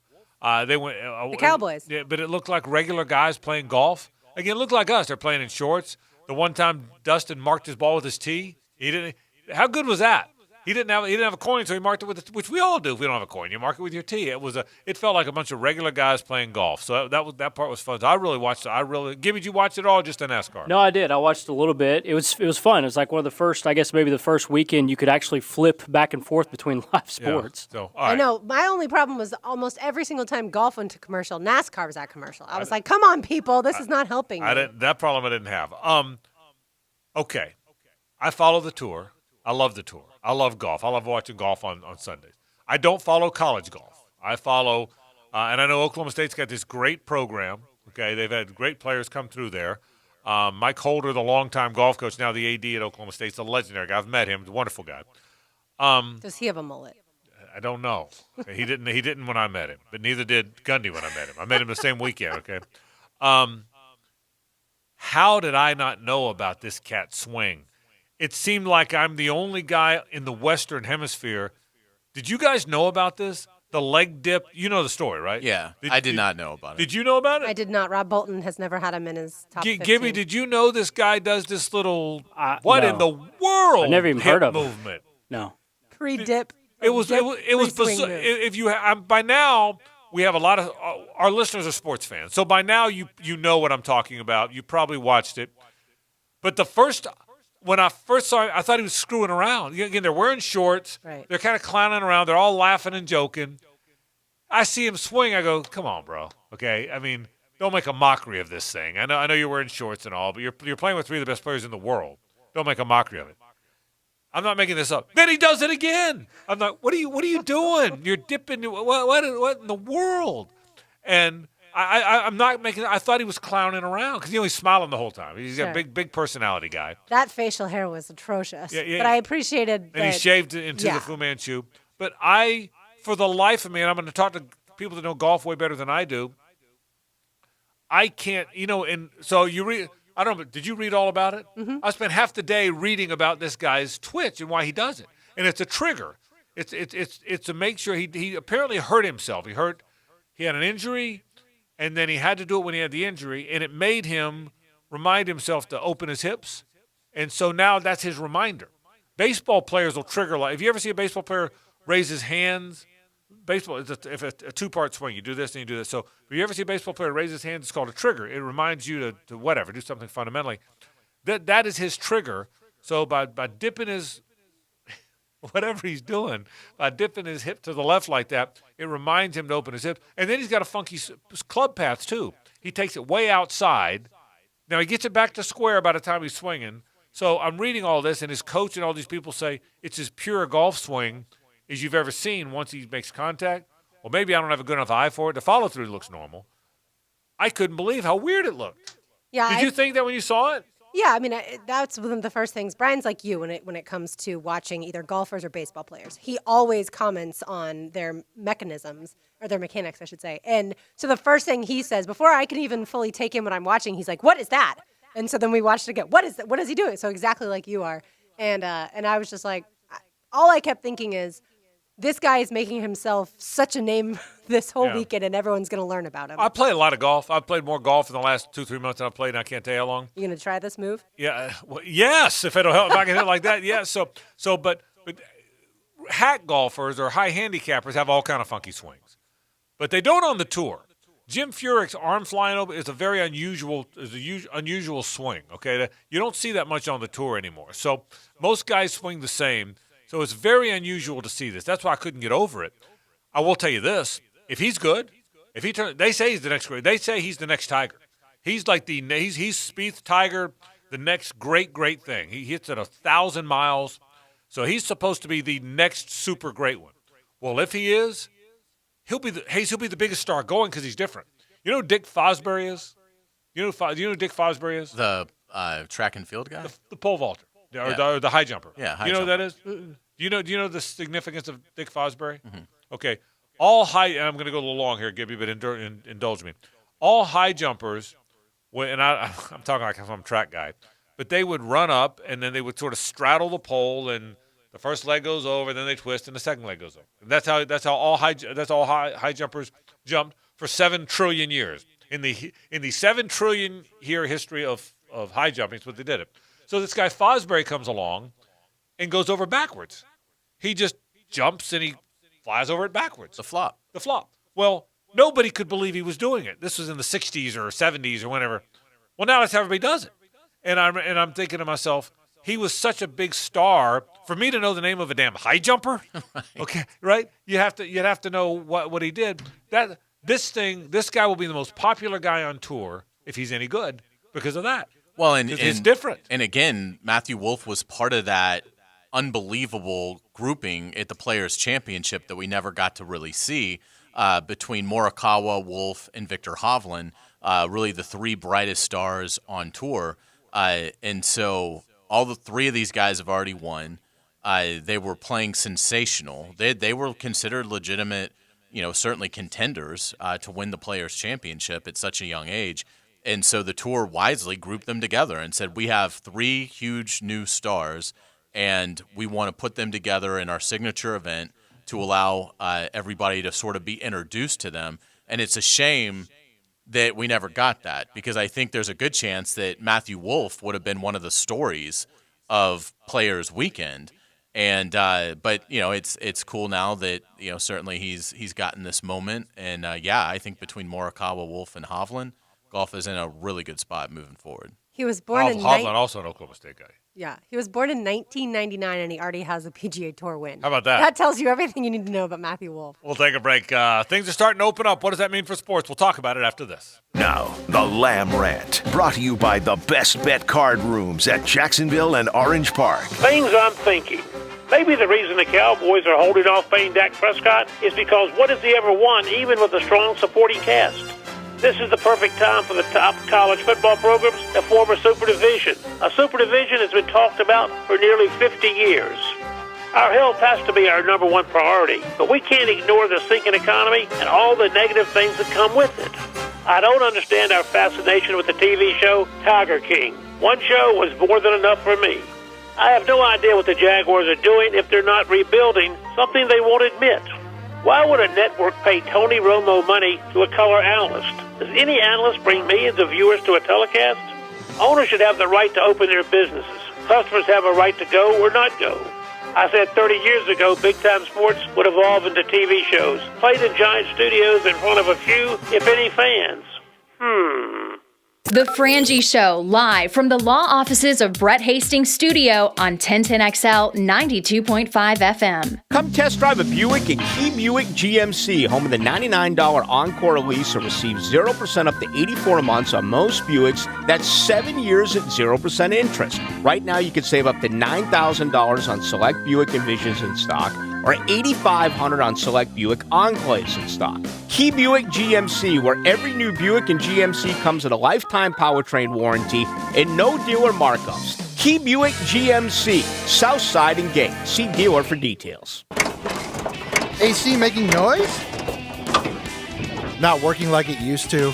Whether replacing or servicing your AC unit, you can count on Lloyd's Heating and Air. They have trustworthy technicians who are clean and reliable with top brands like Carrier. Turn to the experts. Large rebates and several financing options are available now, like 6 months or 12 months, same as cash, coupled with rebates on certain machines. Call today for details. Only at Lloyd's Heating and Air. LloydsHeatingandAir.com. Hello, I'm Dr. Joel David of David & Associates Center for Cosmetic and Implant Dentistry. We hope you and your family are safe. We are grateful to be fully reopening in May and now are accepting appointments. Remember, with most insurances, there is no out-of-pocket cost to you for needed exam, cleaning, and x-rays. For non-insurance patients, we have you covered with our reopening special. Only $89 for the above. David & Associates is Jacksonville's oldest and largest multi-group practice. We have a team of general dentists, cosmetic dentists, surgeons, periodontists, orthodontists, endodontists, and one of the most advanced dental laboratories. This lets us do the simplest filling to the most advanced cosmetic and full mouth reconstruction case, all under one roof. We are even open until 7 p.m. weekdays and 4 p.m. on Saturdays. We accept many insurance assignments, so you only are responsible for your portion. We have many affordable payment plans, so almost anyone could afford quality care. And for your peace of mind, our office has always offered hospital-level infection control procedures. See you soon. Hey, it's Rick Ballou. While these weeks are challenging for most of us, my friends at McGowan's AC are trying to make you more comfortable by offering special financing on the new AC system now. How does no payments and no interest for 12 months sound? Let me say that again. No payments, no interest for 12 months with credit approval. For easy details, visit McGowan'sAC.com or call 264-COOL. McGowan's AC, the official heating and air conditioning partner of the Jacksonville Jaguars. License number CMC 1250075. This date in sports history is brought to you by Southeast Orthopedic Specialists. On May 18th, 1995, the Orlando Magic defeated the Chicago Bulls in the Eastern Conference semifinals, making it the final time in Michael Jordan's career where he lost in the playoffs.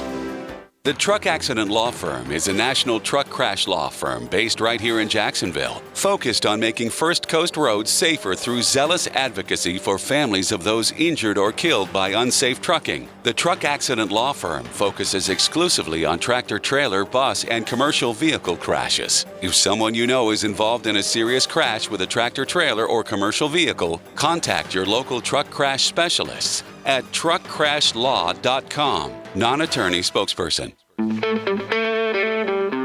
Hey Jacksonville, this is Joe Adib from Bono's. I just want to let you know that we have now reopened all of our dining rooms. We appreciate all the love that you have showed us during this crisis. For over 71 years, we have been here for you through good times and bad. Our award-winning barbecue and our unbelievable staff look forward to seeing you soon. Be safe. Ballou here, and we're all dealing with this difficult time. I want to let you know that John's Auto remains open. As a matter of fact, they've been serving Jacksonville since 1985. Dealer service at discount prices. John's Auto is Jacksonville's complete auto service provider, whether it's routine maintenance or an engine overhaul. It's where I've taken my vehicles for the last 13 years. All models, all makes at John's Auto, even diesel. John's Auto, family owned and operated, built on honesty, integrity, and excellence. 743-3857 Arlington Road. Frank Frangie here for Center State Bank, Florida's business bank, but also a bank you can truly trust. See, that's the big thing. I have to trust my banker. Trust that they are truly skilled bankers, but also that they know my needs matter. My bankers at Center State Bank know me. They know what I need. Whether it's personal, business, loans, or beyond, they know me. And I trust them. In the world of banking, that relationship really matters. Center State Bank, with 10 locations in Jacksonville and St. Augustine. Center State Bank, Florida's business bank. Member FDIC, equal housing lender. Hey, this is Coach Driscoll from UNF Men's Basketball. Our athletic department uses Southeast Orthopedic Specialists for our student athletes. If you want your kids to be treated like the pros, we highly recommend Southeast Orthopedic Specialists. Swoop! This is Dr. Kevin Murphy with Southeast Orthopedic Specialists, where athletes are treated like pros. Relieve pain and get back to life. Southeast Orthopedic Specialists. This 1010XL 92.5 FM hour is powered by Anajar and Levine Accident Attorneys. Call 904-600-4000. That's 904-600-4000.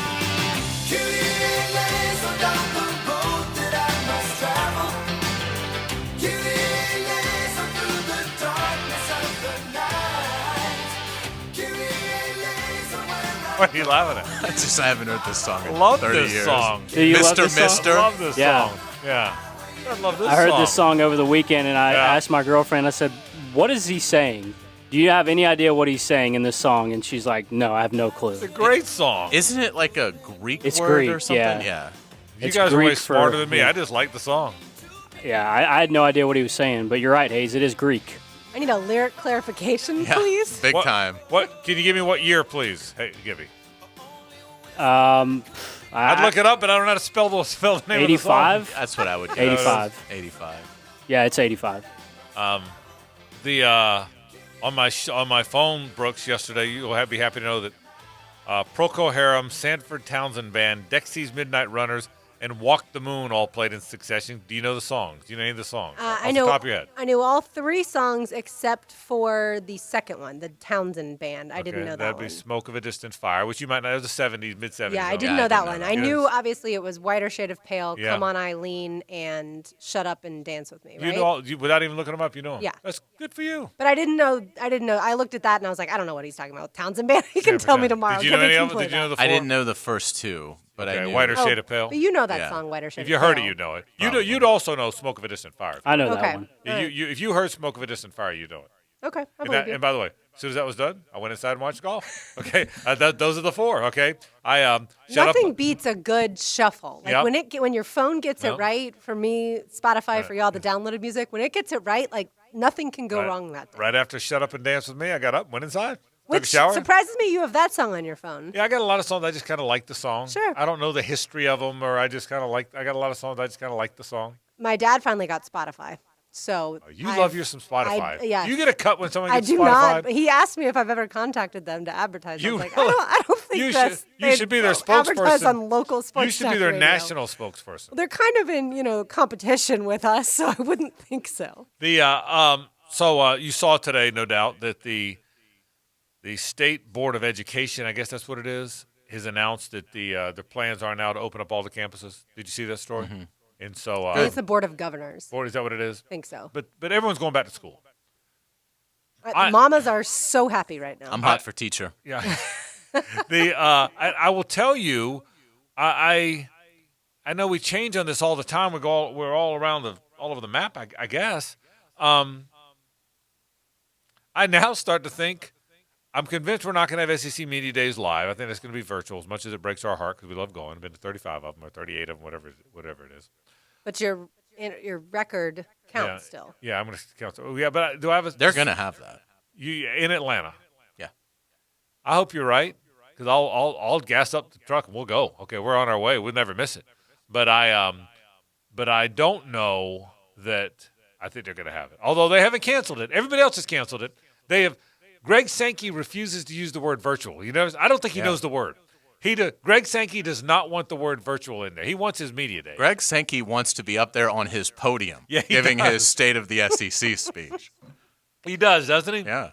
I just think, however many tens of thousands of dollars they spend to put that thing on, private planes from all 14 schools. Okay, maybe not Alabama, but private planes from most of those schools. All the rooms, all the money spent. I've got to believe they're going to say, look, all the money we're going to lose this year, we don't need to spend that money. But I hope you're right. I'm with you. You could sell me on it. But apart from SEC Media Days, I still think there's a chance you'll have to be social distance at the games. But other than that, I think you might have been right all along, Hayes Carline from the Bowl School. They might just go to camp on time and play Labor Day weekend. Hayes has said that from day one. Part of it's because he's angry about the fact that they weren't going to. Okay, so it was more anger than it was logic. Let me just make that very clear. Okay, but even beyond your anger, Sometimes the heart gets it right. Yeah, the heart might have gotten this one right. I think they may play on time now. I think so. I mean, I think you're seeing a lot of momentum. You've seen it in the last 72 hours. You're seeing it today. Imagine where this will be by the end of the week, by Thursday, by Friday. Again, we keep holding our breath that there isn't going to be some damning health report that comes out that says that the reopening is going terribly wrong, and here's the medical evidence to support that. But you're hearing from people in the know the hospital capacity is at normal level. There's plenty of that was a big thing early on in COVID was look, if the hospitals get full, then any other ailment, if your child breaks their leg, there's not going to be somebody that can treat them because everybody's going to be wrapped up in dealing with coronavirus patients. Well, I think we've gotten to a point where it does feel like the world is starting to come back. I think there's some enthusiasm for that in society, and there's certainly people that are still being cautious, and that's fully understandable.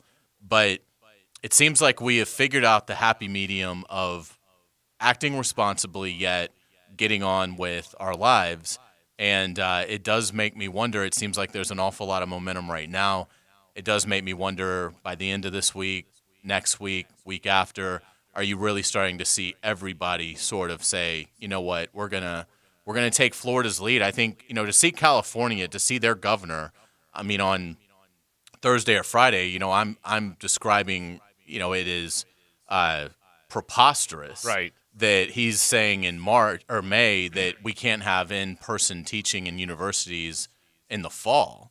And now you're seeing the lead Florida took in other states, because now, I mean, he's seeing he's getting calls from Stan Kroenke and Dean Spanos, the owners of the Rams and Chargers, and other owners in all walks of life, saying, look, man, if you're not going to open, we're going to go somewhere else. And I'm sure there's a lot of pressure that governor is under to reopen. And again, I think so far it looks like you can do it at a reasonable level and maintain that the safety that is obviously paramount. So I think it's great. I think we're going to have college football. I think it's going to start on time, and it was fun to have the debates over cutting out the cupcakes and who would you want to add home and home and things like that. Do you do an all conference schedule? I think at the end of the day, we're going to have the schedule the way it is, and everything's going to proceed as normal. It's not baseball's fault that their starting date was right when the pandemic really swept the country, but I guarantee you that the leaders in college football and the NFL are looking at what's going on with Major League Baseball and saying, we want no part of that. We do not want the country mocking our sport because we can't get it together. Again, they had the worst timing of all of Great this. point, though. But I guarantee they're looking at it saying the economic impact that baseball is going through, and now people are probably going to be less fans of the sport come the time it starts because of all this too. That's a really good point. Let's not be like them. That's a really good point. And I agree with you. I think that's exactly what people are saying. Gibby, maybe you disagree. It's my favorite sport. It's been my favorite sport since I could walk. It infuriates me that baseball can't get it right when I think any other sport in the same setting would have it right by now. You feel that way? Yeah, no, it's definitely disappointing that they should be on the field by now and they're not. But I think it's that timeline of June 1st, the first week of June, is where it's going to land, I think. And I don't think it's a coincidence that the governor of California came out today and said, first week of June, everybody can be back. But they got to get the economic. They haven't even introduced the economic thing yet. But you know that they will. I mean, that's been in. They'll still argue over it, but they have to get that done. If they want spring training to begin the first week of June, they have to get it done. I hope you're right, brother. I'm rooting for you to be right on this one. I just don't know, but I do think college football is going to play. I do think the NFL teams are going to be facilities are about to be open. I do think we after a lot of sweat. Look, we watched college basketball end. We watched the Players Championship end. We watched the Masters get moved to the fall, and we watched a lot of stuff just go away. Wow, it was jarring if you think about it, and it gave us fear for the future. But I now do find, I just think that people have calmed down. I think fewer people are watching CNN and to see what the updates are. I think fewer people are looking at the counts of how many people have contracted. Did you sense that too? Oh yeah. I don't hear people talking about it. For a while, Frank. For a while, it was like a hurricane, right? Like every minute of every day, as if a hurricane was bearing down on our state, and that's all anyone talked about. That's all you could find on the news. That's all that we talked about, even on our show for a while. And then every day that no one other than the Basellis that have contracted the virus, it seems like, okay, we're getting calmer and calmer. And then now to the point where when I wake up, I don't even think about COVID-19. Yeah, I don't either. And so hopefully, and that doesn't mean anyone's dismissing it. Right. That doesn't mean anybody doesn't think it's legit. It just means I think that's kind of where our heads are, and it's where our heads should be. All right, we're going to take a break. When we come back, we're going to talk about what's open and what's not. We're going to talk, Lauren, when we come back about dumbbells. I'm not referring to Hayes and me. I'm referring to the weight equipment. All that and more comes up when we continue. This is 1010XL on 92.5 FM. The Frangie Show, live from the law offices of Brett Hastings Studio on 1010XL 92.5 FM. Who are you? Bruce Wayne. He's not Batman. He's the fat man who isn't overweight. Batman! Fat Tony. Fat Tony. Batman! 10 to noon weekdays. Batman! On 1010XL. All offers are with approved credit and out of conjunction. See dealer for complete details. Drive forward. With inventories up and prices down, car buying has never been easier. When you buy at Jacksonville Chrysler Jeep Dodge Ram Arlington. Shop online and have your new car, truck, or SUV delivered to your home or office. Get 0% for 72 months. Make no payments for 120 days. Jacksonville Chrysler Jeep Dodge Ram Arlington. 9600 Atlantic Boulevard, across from the Regency Square Mall.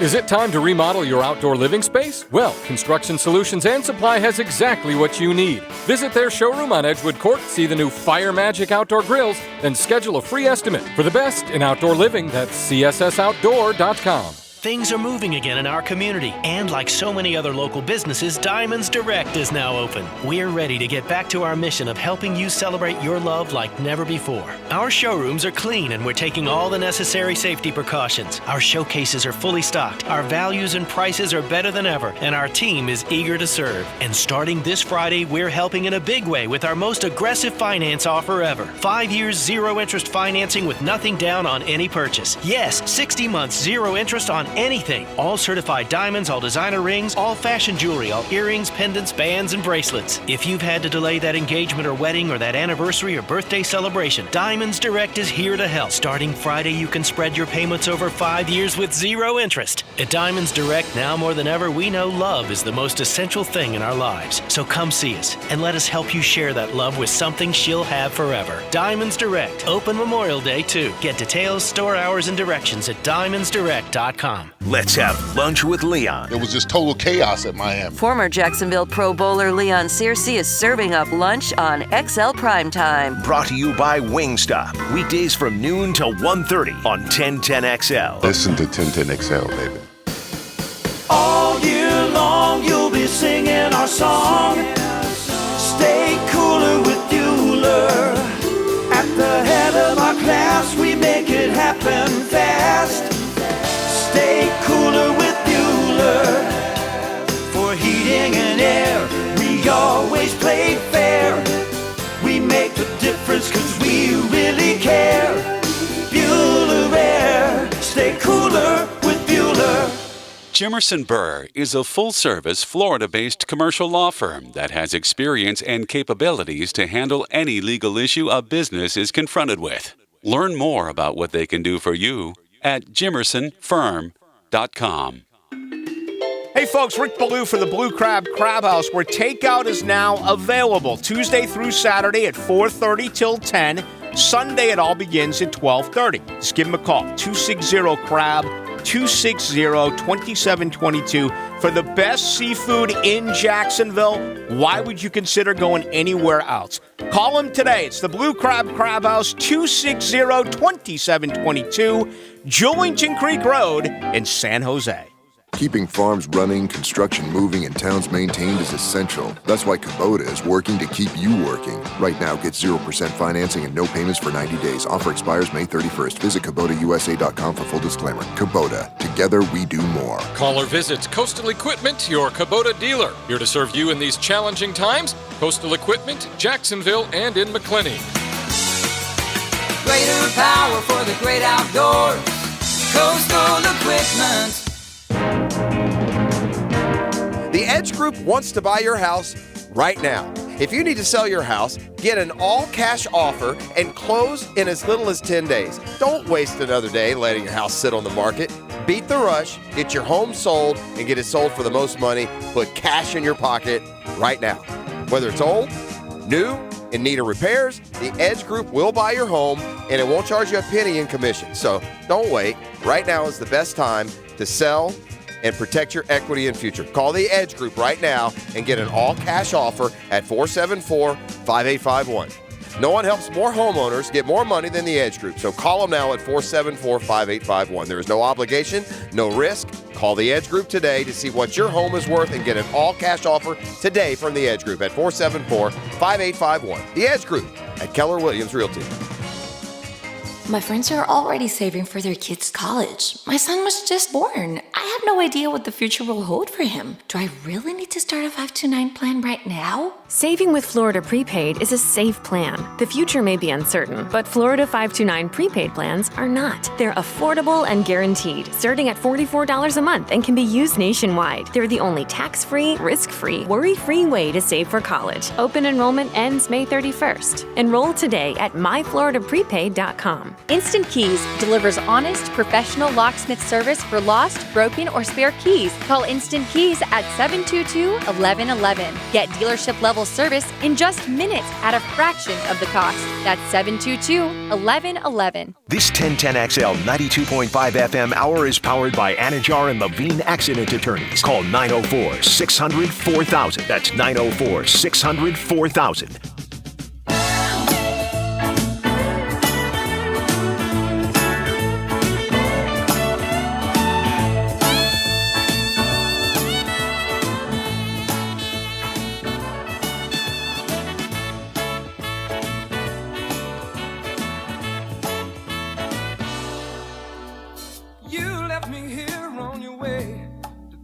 Don't know it? I don't know it. I would have thought you'd know This it. is the Townsend Band? This is the Sanford Townsend Band. Sanford Townsend Band. Here's the, let me tell you how Gibby and I connect. Okay. Let me tell you how the text went. Did you two record this over the weekend? We did. We did. Just like The Last Dance, we just got it done. Yeah, You bust! Here's how the thing went. Gibby, bring us back with Smoke from a Distant Fire by Sanford Townsend Band. Gibby, already had it. Okay, Gibby knows how I think. You guys are This is totally a great song. This is a great insane. '70s song. Okay, yeah, I It's don't a know one-hit this wonder. one. I was born in the Maybe 70s, that's if why. you didn't know that. But Gibby's born. I don't believe you were born in the '70s. I believe he was born in the 1870s. He knows everything. He's a vampire. Yeah, I think you were born in the '40s, and somehow there's been a plastic surgery thing that have gone on here because he knows music that the people that would music the way you know if you grew up in the '70s. He does, and that's playing all that. When I DJ first stuff. heard this song, I thought it was Hall & Oates. Sounds very I can much see like that. them. Sanford Townsend Band is the only song they had. There was this stretch of '70s music when I was in high school, hanging out at the Ramada, that there were more songs, more one-hit wonder songs. There's always been one-hit wonders, but there was a stretch of them there, man. So there you go. Do you have any pictures from back in your days at the Ramada? That I could show you? No. All right. Okay, so there you go. I'll take that. That was a little tougher because you had to get those pictures developed. Yes, you did. And that Yes, always you did. kind of yeah. And guess what? And you didn't always get them developed. I had cameras that, I had to get pictures developed, and I remember I lost one time, and I was devastated because you could never obviously get them back. And that's one thing in watching The Last Dance. Do you notice how you don't see phones everywhere? I mean, you don't really think about it until you watch a superstar now, and every move they make, all there are phones around them. Well, the whole world changed because of the phones. Certainly. I will tell you this. All I know is the night Garfield Hurd hit the big shot against the Celtics to go to triple overtime in the 75 NBA Finals. If I had any pictures from that night, I wouldn't show them to you. Okay? just so you know, from the Ramada. Please. That I get. Frank Frangie Hayes, Carline, Andrew Gibson, and Lauren Brooks with you. So over the weekend, I went to a nail salon. I could not wait, but I will tell you that each pedicure chair has a partition of glass. Yeah. So that way you're not face-to-face. I mean, it's clear glass, but that way you're not spreading anything to the person giving you the pedicure. And then also at the manicure chairs there as well, at least the place that I went to. Are the I only chairs went to different? one. The chairs are not different. But then they wipe everything down. But a as soon as pedicure you're chair done. and a manicure chair are different chairs? Oh, yes. The pedicure chair has the massage thing that gives you a massage the entire time, and it has the bucket where you put your got feet it. with the water. Got it. And then a manicure chair, you just have your hands on the thing. But yeah, so I went to a nail salon. I'm going to guess that the three of y'all did not do that. But gyms are now reopened. Who's going to a gym first? I'm not going to a gym. I kind of rebuilt this thing. I told you that the other day. You're probably you're going to your gym, right? Yeah, but my gym is like a neighborhood amenities gym. It's not like going to a business. Right. So I've got this. We have these really good. It's cap weights. This dumbbell set, and we have a bench, and so we set up this little alcove in our room. I've told you this before. So we got a really nice little setup. There's a treadmills in there, and so, but I want to have 45 and 50 pound dumbbells, okay? and I go up to about 35 now. I think we may have 40s, but we don't. We need 50-pound dumbbells just to do all stuff, and that's all I need. I don't need super heavyweight. I was gonna say, you say we. Something tells me Suzanne Just- doesn't no, care about the 50-pound dumbbells. She doesn't, but that's all I need, right? So I'm going to go buy dumbbells. So Suzanne goes, well, I'll just get them online. She goes online.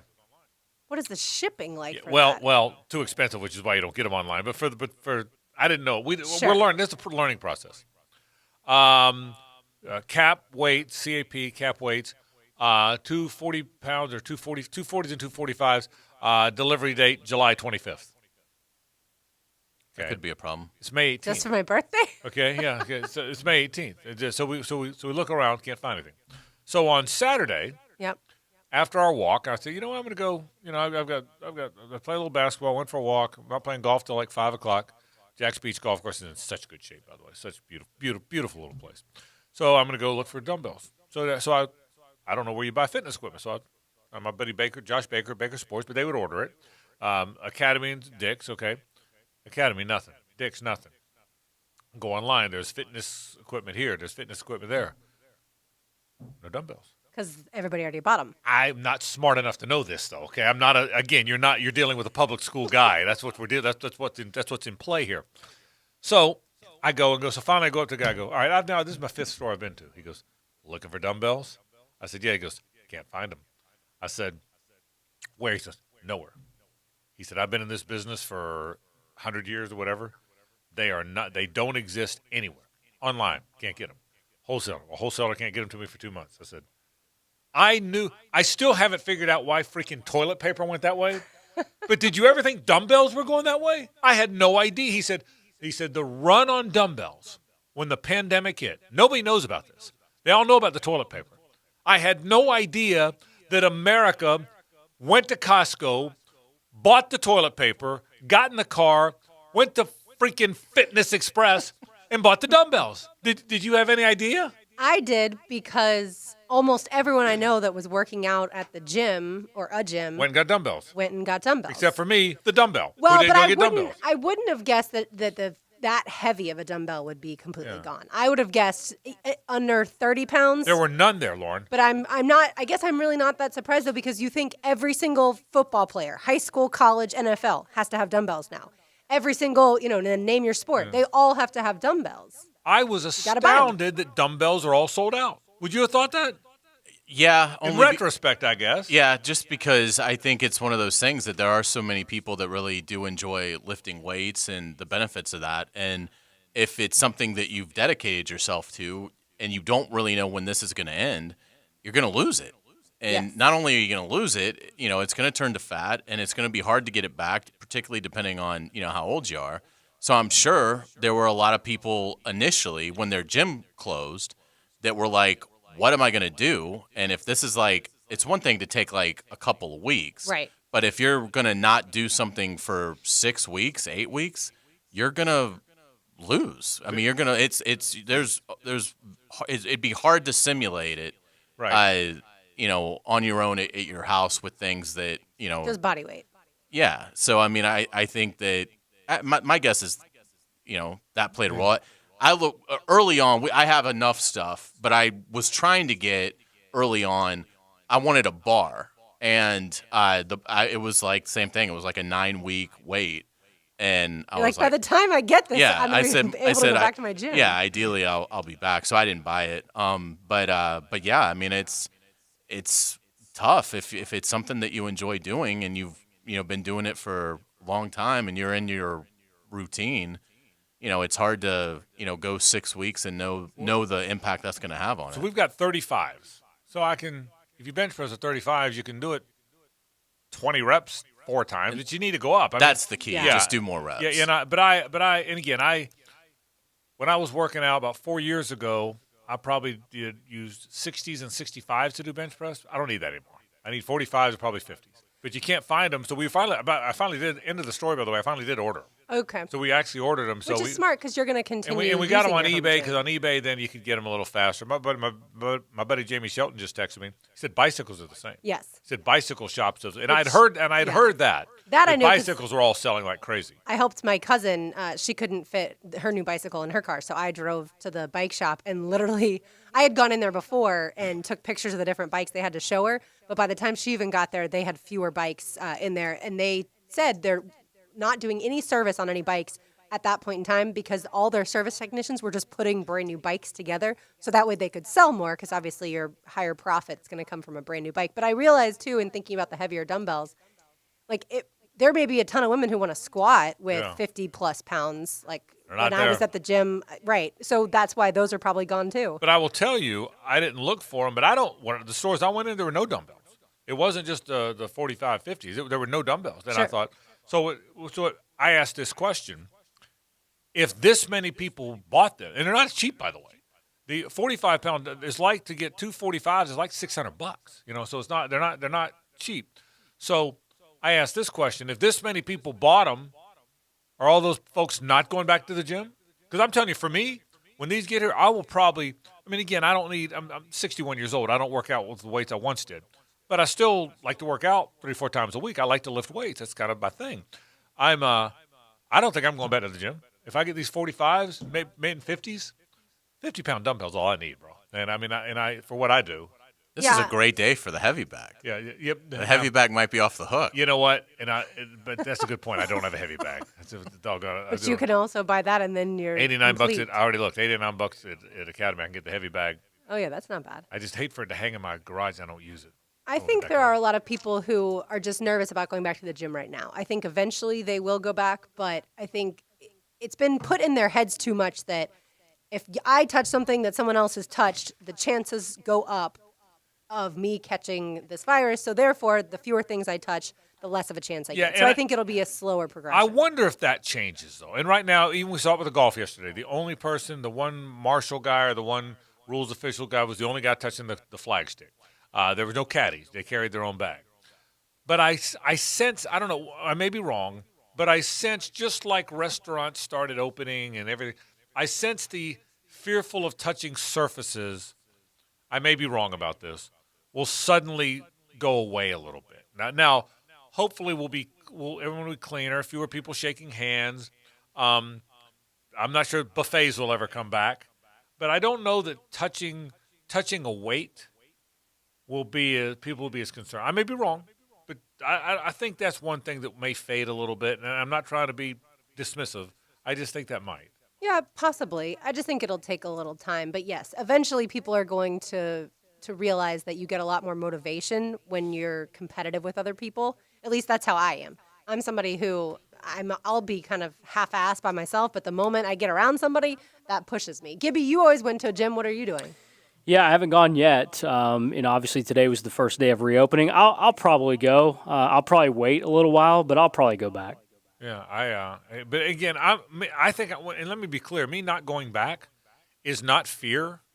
I just think I got this little thing set up at the house now that I've asked myself, Suzanne and I were kind of laughing about it, why didn't I do this before? For what I need, again, if it's years ago, if it's 10 years ago or 15 years ago and I'm in my mid-40s and I'm trying to bench work out with 165, 175 pounds and bench press over 200 here and there, which in my 40s I could do, well, then it's different. Dude, I don't need that. I just want something to just stay in shape a little bit now. So my setup is I don't know that I'm going to go back in. I don't know that I need to. Yeah, I don't think that you would have even ever thought to create this because have. Before you had the chair and the couch, like you said, you wouldn't have gone, oh, well, there's this empty space. Let me create a home gym. That's right. You're right. And so, but anyway, so I don't think we're going to go back. We'll see if people do. Was your nail salon packed? They are by appointment only, which is how you have to be, and then everybody wearing masks. So they weren't packed because they only you can only have so many technicians working on a person at the time. But I will say I had to laugh to myself, and of course no one could tell because I had my mask on. I heard a couple different guys talking to their pedicurist, I'll call them, the nail salon technician, and they were like, oh, I haven't done anything since you last saw me. Like, sorry. So they hadn't touched their feet in 2 months. These are guys? These are guys. And so I kind of felt bad for the nail salon person. Like, you could have at least, clipped your toenails in the last 2 months, buddy. Have you had a pedicure? No. Do any of your buddies ever had one? No, and I would give them all sorts of hell. Yeah, I don't. If they ever told I'm me saying, that they were doing I'm not it. saying men shouldn't do it. I'm saying I don't know that I know any men that have done it. I will say though, if you've ever had a really good foot and calf massage, you will understand why they go. And you don't have to necessarily Can I trade it in for 3 neck massages? You can, but I'm telling you, like your feet, you don't realize how much wear and tear you put on your feet, especially like walking as much or elliptical, whatever it ends up being. You get a really good foot massage and it can change your life. You don't have to get obviously any toenail polish whatsoever. It's just basically a massage, and then they get all that dead skin off. Well, I'm all and about. then you have beautiful feet. Well, I'm all about changing my life. Okay, so beautiful feet to change your life would be a wonderful right. thing. So I never thought much about that. So Suzanne and I we love to go to Cruiser's, a little restaurant at the beach, and we sat outside and ate on Friday night, and then Was it packed? It's pretty crowded. That's where I'm going with the story. But they did a good job, like all the restaurants. There's room in between the tables inside. The outside was pretty crowded. So we got there. I think what I do is I'll leave here. I'll pick her up in the driveway, 6:20 or so. We get there 6:30, 6:40. So we leave 7:30. So we went down to Atlantic Beach, where Ragtime's not open, by the way. They may not reopen. Is that the word? That's what we read. We weren't sure. So, but Coop 303 and Flying Iguana, wonderful restaurant, wonderful part of town. They do a great job. They keep it clean. All the restaurants are really good. North Beach Fish Camp, all that little, you know what that area is, and they do a wonderful job. You would have thought it was Mardi Gras. It looked like, and I'm not criticizing. I'm just saying, it looked like Mardi Gras. Have you been down there? Of course, on yeah. a Friday but or Saturday? I haven't been to eat anywhere down there or to drink anywhere down there. This was 7:30 on Friday night. You would have thought it was Mardi Gras. We went for a bike ride both Saturday and Sunday, and the line Same area? to get in, right down First Street and then Beach Avenue. The line to get into Lemon Bar, and people were not 6 feet apart. I don't know if they have to be or not, but just the line, it was 50 people deep.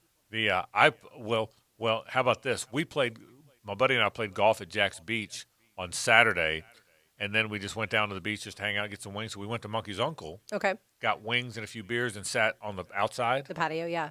So we talked. It was the patio was full. The restaurant was full based on how they had the table set up. You can't go to the bar. The bar was shut down. The server told us that the night before on Friday, the line to get in was down the whole center. Oh, wow. What's the K-Pasta, the restaurant at the end? Uh-huh. The line to get in on a Friday night where there's no band. There was no band. No band. You couldn't go to the bar. People are just... They're dying to get. I mean, she said the line was all the way down to the end of the. You know how this is the bar. You haven't been there, Hayes? No. Monkey's Uncle. The bar is at one end of a strip center. Then there's a bunch of stores, and then there's Mexican restaurants at the other end. She said the line went down to the place. I know what you're talking about. That's awesome for local restaurants and bars. I Yeah. think that's fantastic. They have needed this surge. It's just, I guess I'm still in the mindset of pre-COVID, and I wouldn't wait in line before, so I'm certainly not waiting in line now. I was at Mellow Mushroom Saturday night having dinner with some friends, and it was... Which one? At Jack's Beach. Okay. Oh, Jack's Beach, okay. And it was... You came to my neck of the woods and you I didn't call me? I'm sorry. I didn't want to disturb you. But yeah, they had a great crowd. When we left, there was not a huge line, but there was a line. But the restaurant was, doing great business. I went right by it Saturday night after golf. Went right by it. It was packed. You could see people milling around in the parking lot. You could see people milling around. We'll take a break. When we come back, we're going to get to some football issues. Football at 5. The whole Will Richardson, Cam Robinson thing. I got some thoughts about that. Tony Baselli weighed in on that, as well as A.J. Ken and Bart. I want to talk about that. Also, the Gators in the transfer pool. I got a thought about that, too. So let's talk some Jags, Gators, and a whole lot more. Football after this on 1010XL and 92.5 FM. The Frangie Show, live from the law offices of Brett Hastings Studio on 1010XL 92.5 FM. Hey, folks, it's markdown madness right now at Nimnick Buick GMC. 0% APR for 84 months on all new 2019 and select 2020 models. That is an awfully good deal. How about this at Nimnick Chevrolet? You can get 0% APR for 84 months or no payments until 2021. Either of those deals available on just about every new model in the place. You get the point. Markdown madness continues right now at Nimnick. They want to help you buy cars. If you don't want to go in there, buy it online, they'll bring it to you, and then you're not committed to it, but if you like it, it's yours. That way you can keep the social distancing going. The bottom line is they want to help you. Help you buy a car from the best car dealership in town.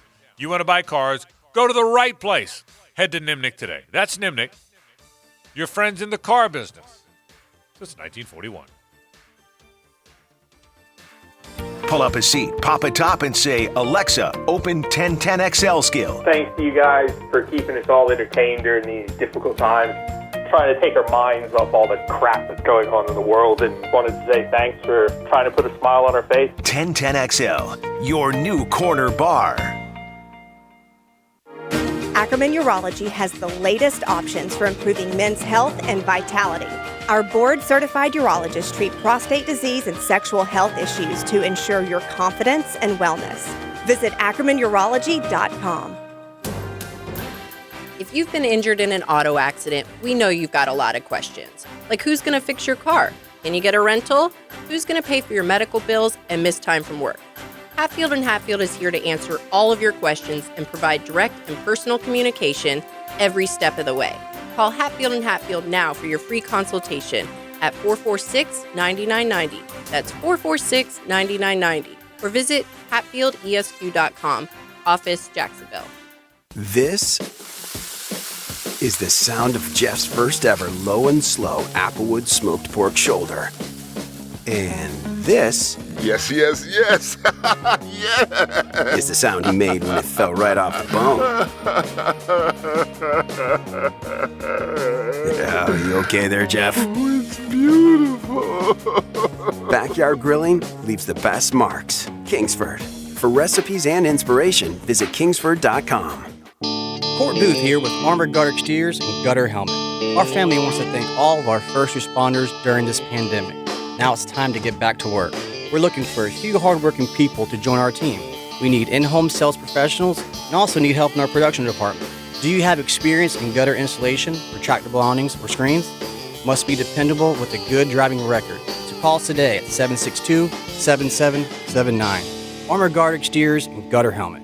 We are Duval Strong. Woody's Barbecue is now open their dining rooms to the virus haters who have a hankering for fall-off-the-bone ribs and everything else on the Woody's menu. Take a load off at your favorite Woody's Barbecue location.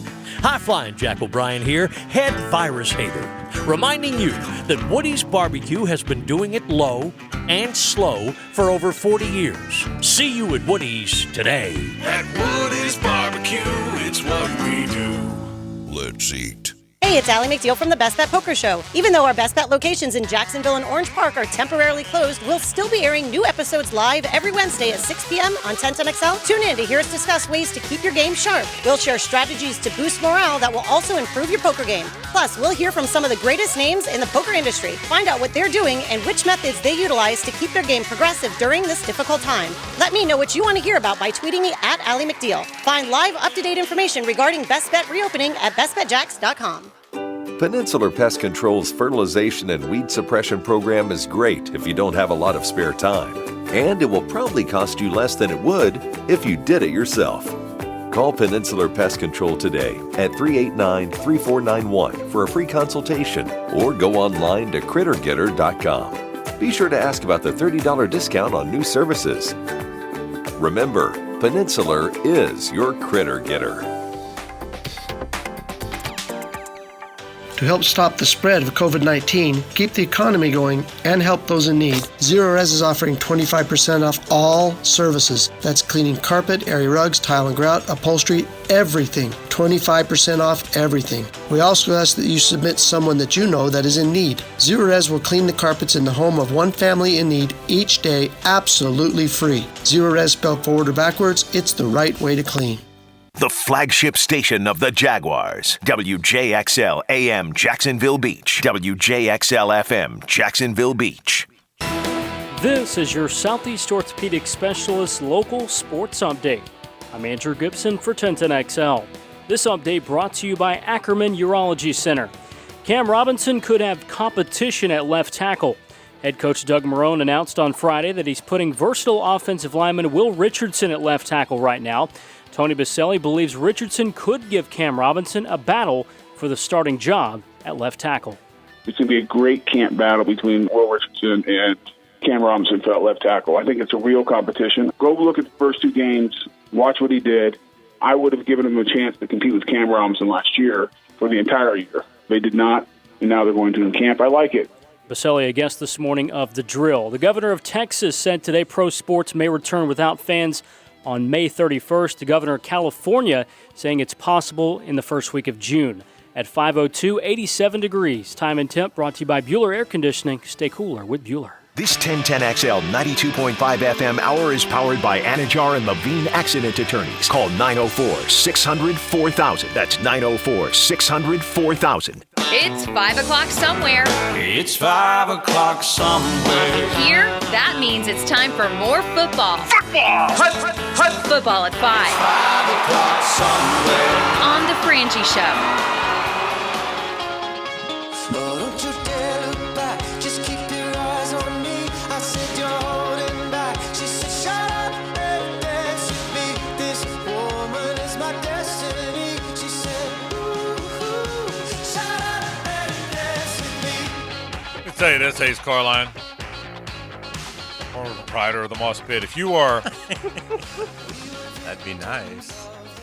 you are sitting by the pool, wait in just for a bit, and it's 11 till 2, and you got live golf coming on, and this comes on, you're having a good Sunday. You said are. that was a good dang I'm doing good a Sunday. cannonball into the pool and fixing another drink and then watching some golf. Well, see, here's the thing that I can't figure out.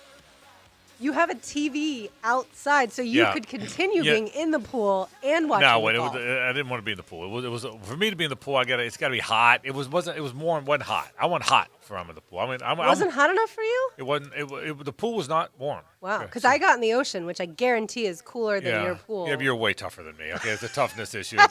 There is that. There is the And the fact that there's no other restroom available. right. You had needs. Oh boy. You can were having to go deal inside the house. You were having to deal with needs. I understand That would that. be correct. And so, but I stay hydrated, Hayes. What are you talking about? but for me, I for some reason, I haven't. Dumb as this sounds, I don't know that I can watch sports in the pool until I got hardball. It's kind of what I do. I'll probably watch 30 Pirates games in that pool or more. That's pretty good. So there you go. So, It's always been my lifelong dream to be able to watch TV outside from in a pool. well, you're invited anytime. Why, thank you. Let's get a little football. Can Will Richardson beat out Cam Robinson? No. Are you convinced of that? Yes. How about you? I would lean towards no, other than I heard Tony Baselli on the drill this morning. Who thinks he was going to, who I will tell you, he probably knows a little about left tackle. Yeah. Really believes he will push him. Now, not just, but really believes that will be a battle. And I think that's based off of the fact that when he had to play left tackle last season, he did a fairly good job. He held his own at left tackle, but I'm not sure he was a very good right guard.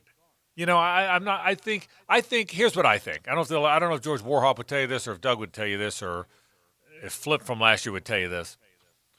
I think Will Richardson played so well at left tackle until Cam came back that they thought he was going to go over there and win that right guard spot, and he wasn't the same player. You remember that? He wasn't the same guy. As soon as they introduced platooning, you assumed A.J. Cann was donezo. Thought he was going to go win the job after playing well at left tackle. Went to right guard and didn't. So some guys are a better tackle than they are a guard. I mean, not everybody can play every position. And Richardson at NC State played tackle. Played a lot of right tackle. But he was his last year or two. He was primarily a right tackle. He's going to be an interesting story. As we talked about the other day, really good guy. They need that. Those are the two positions.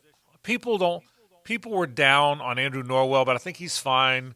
I think Linder is one of the better centers in the league. I'm not saying he's top 2 or 3 center, but he's a good center. And Juwan Taylor is a star in the making.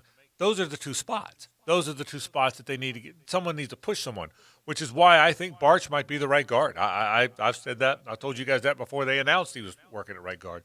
And I still think he might be. I'm really intrigued with that offensive line. Baselli and I'd go back and forth. Baselli would watch tape, and Tony knows so much more about it than I do. He'd watch all those guys, and he'd say, the line isn't bad. I'd say, Tony, I'm not sure they're playing very well. He said, no, I think they're. But I said, Tony, I think you're too close to it. You watch all these guys individually, and you grade them because Tony's got such a good mind for offensive line play. He really does. That you grade all these guys individually. None of them grade out badly, but together, gosh, it sure didn't seem like on 3rd and 1.5 yards, they were going to get it. Did it?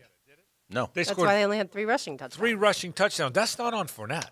3 rushing. If you only have 3 rushing touchdowns, unless you have the worst back in the league, you're probably not blocking anybody, right?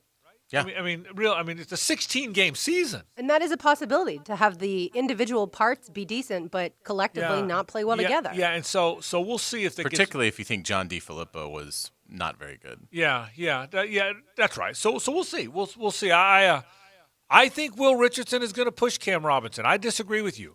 I don't know if he'll beat him out, but I think there's something there. I think, what was Richardson, a 3rd-round pick? Fourth. Okay, so he's a 4th. Cam was a 2nd.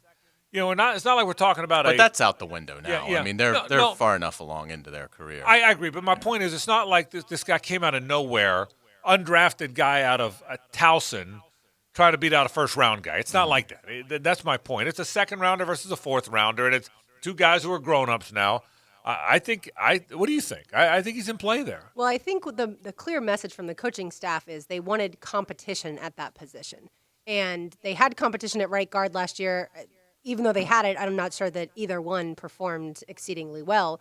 But they feel, even though they've told us, well, Cam Robinson's going to be healthy and that's going to help him certainly a lot for this coming season, they want competition there. That means that they're not fully satisfied with either what they saw last year or what they're seeing maybe virtually heading into this season. And I don't know what it is. I don't know if it's the smoothies or the fact that he looked really good at the Senior Bowl, or because I think he's a character, and I want fun guys to interview. But I think Barch is in the mix. I told you guys, I think somehow, some way, he's in the mix. I think he might be their right guard. And I'm not knocking AJ Cann. I like AJ. AJ's a good player. He's a great player. AJ's okay. I just think they may have something in this Barch guy. I just feel like they've got something there. Hayes, Barch was mocked to the Jags several times before the actual draft, but I want to say it was like in the 6th or 7th round. Is that right? So if they draft a D3 guy in the 4th round, obviously they like him a lot. They feel differently. Yeah, they like him a lot. They've had some good success with Senior Bowl players, so that would fit as well. I think A.J. Cann is the starter at right guard, but I can buy him getting pushed a little bit more just because I think A.J. Cann is adequate at best in terms of a starter. So I think there's a lower bar, I think, to beat out A.J. Cann than I think there is in Cam Robinson. I remember the day A.J. Cann signed the extension and you lost your mind. Yeah, it was a bad signing. It was a bad decision. And so far, it appears that that's the case. If this is a guy that you signed to a fairly significant contract, and now he's platooning with Will Richardson. Cann ended up playing 71% of the snaps, but it's a position that I think a rookie could come in if he can acclimate, and that'll be the biggest thing, particularly coming from that level of football. But I would say if you were to tell me right now one of the positions is going to get one of the incumbents is going to get beaten, I would say it's going to be A.J. Cann at right guard. Look, I think Norwell, Linder, and Taylor and Gardner Minshew and DJ Chark and Leonard Fournette are sure bet starters. Okay? Should Norwell have competition? I think he's better than people but he think. won't. I think he's better. Okay. I think he's better than people think. I think he's crusty, so he's not loved by the media. When he gets beat, it looks bad. He's a guy that his getting beats look bad. I don't think he's a bad player. I think he's a better player than AJ Cann. I do. So there was one play last year where he almost sacked Gardner Minshew. His bad plays are bad. So for me, I think. I just mean if you're saying we need competition at every position, seems to be. You always want that, right? That seems to be one though that I feel like doesn't have any competition. Well, and look, if AJ Cann, if Barch and Cann both have unbelievable camps, you can make the point that one of them could go compete with Norwell. I just, in my opinion, I don't think so. I think Norwell, Linder, Taylor, Minshew, Chark, Fournette are set. I'm not sure who else is set on that offense. I think my guy, Visca Chenault, is set. Yeah, we'll see. He's a rookie. We'll see, and we'll see if he's set. We'll see if he starts the first game ahead of Conley and Westbrook. Defensively, I think Josh Allen is set. I think the two inside linebackers are set. As far as set. After the two linebackers, now look, you can guess a bunch of 7-8 guys. You'll be pretty close. But other than the two inside linebackers and Josh Allen, I think the rest of it could get interesting. Well, C.J. Henderson better be set. Yeah, well, they've made a gigantic mistake. You would think, but he's still a rookie that's never taken a snap. So, no, I mean, look, I can name Wilson and Harrison and Henderson and Ngakoue if he's here and Woods and Gunter and Taven Bryan, but I'm just telling you in my mind the crazier things have happened. Other than the two inside linebackers and Josh Allen, crazier things have happened. So I think there will be – I think Al Woods is the nose guard, but I think Hamilton will push him. Yes, I think Bryan and Gunter are the two out if they're in a 3-4, the 2-3-4 ends, but I think they're going to get pushed some. I think Chazon will push Ngakoue. I think I do. Tyler Eifert's probably set. If he's healthy. But well, there's no assumptions. I'm just saying without making any assumptions, I think, look. He better not get hurt between now and the beginning of the season. I think Eifert's their tight end. I think Chenault and Westbrook are probably their receivers, and Conley is in the mix. I think you can probably say who you think the other guys are. But as far as without a doubt, I think there's more camp battles than there have been in a while. I think that's my Let's hope we have a camp. Which, by the way, speaks to a team that could struggle. The best teams have very few camp battles. We went into 18 with none. Mm-hmm. Would you say the 2018 season started with 0 camp battles? Probably. I cannot remember a camp battle. Yeah. I cannot remember one camp battle. I think we were trying to come up with, if there were any camp battles, what they would be. I have a Jaguars question for y'all I want to get to after the break. We'll do that, and we'll also talk Gators in the transfer portal. Stay with us. The Frangie Show, live from the law offices of Brett Hastings Studio on 1010XL 92.5 FM. Sometimes, when you believe the impossible, the incredible comes true. Hey, is this heaven? No. It's 1010XL. Reminds us all that once was good.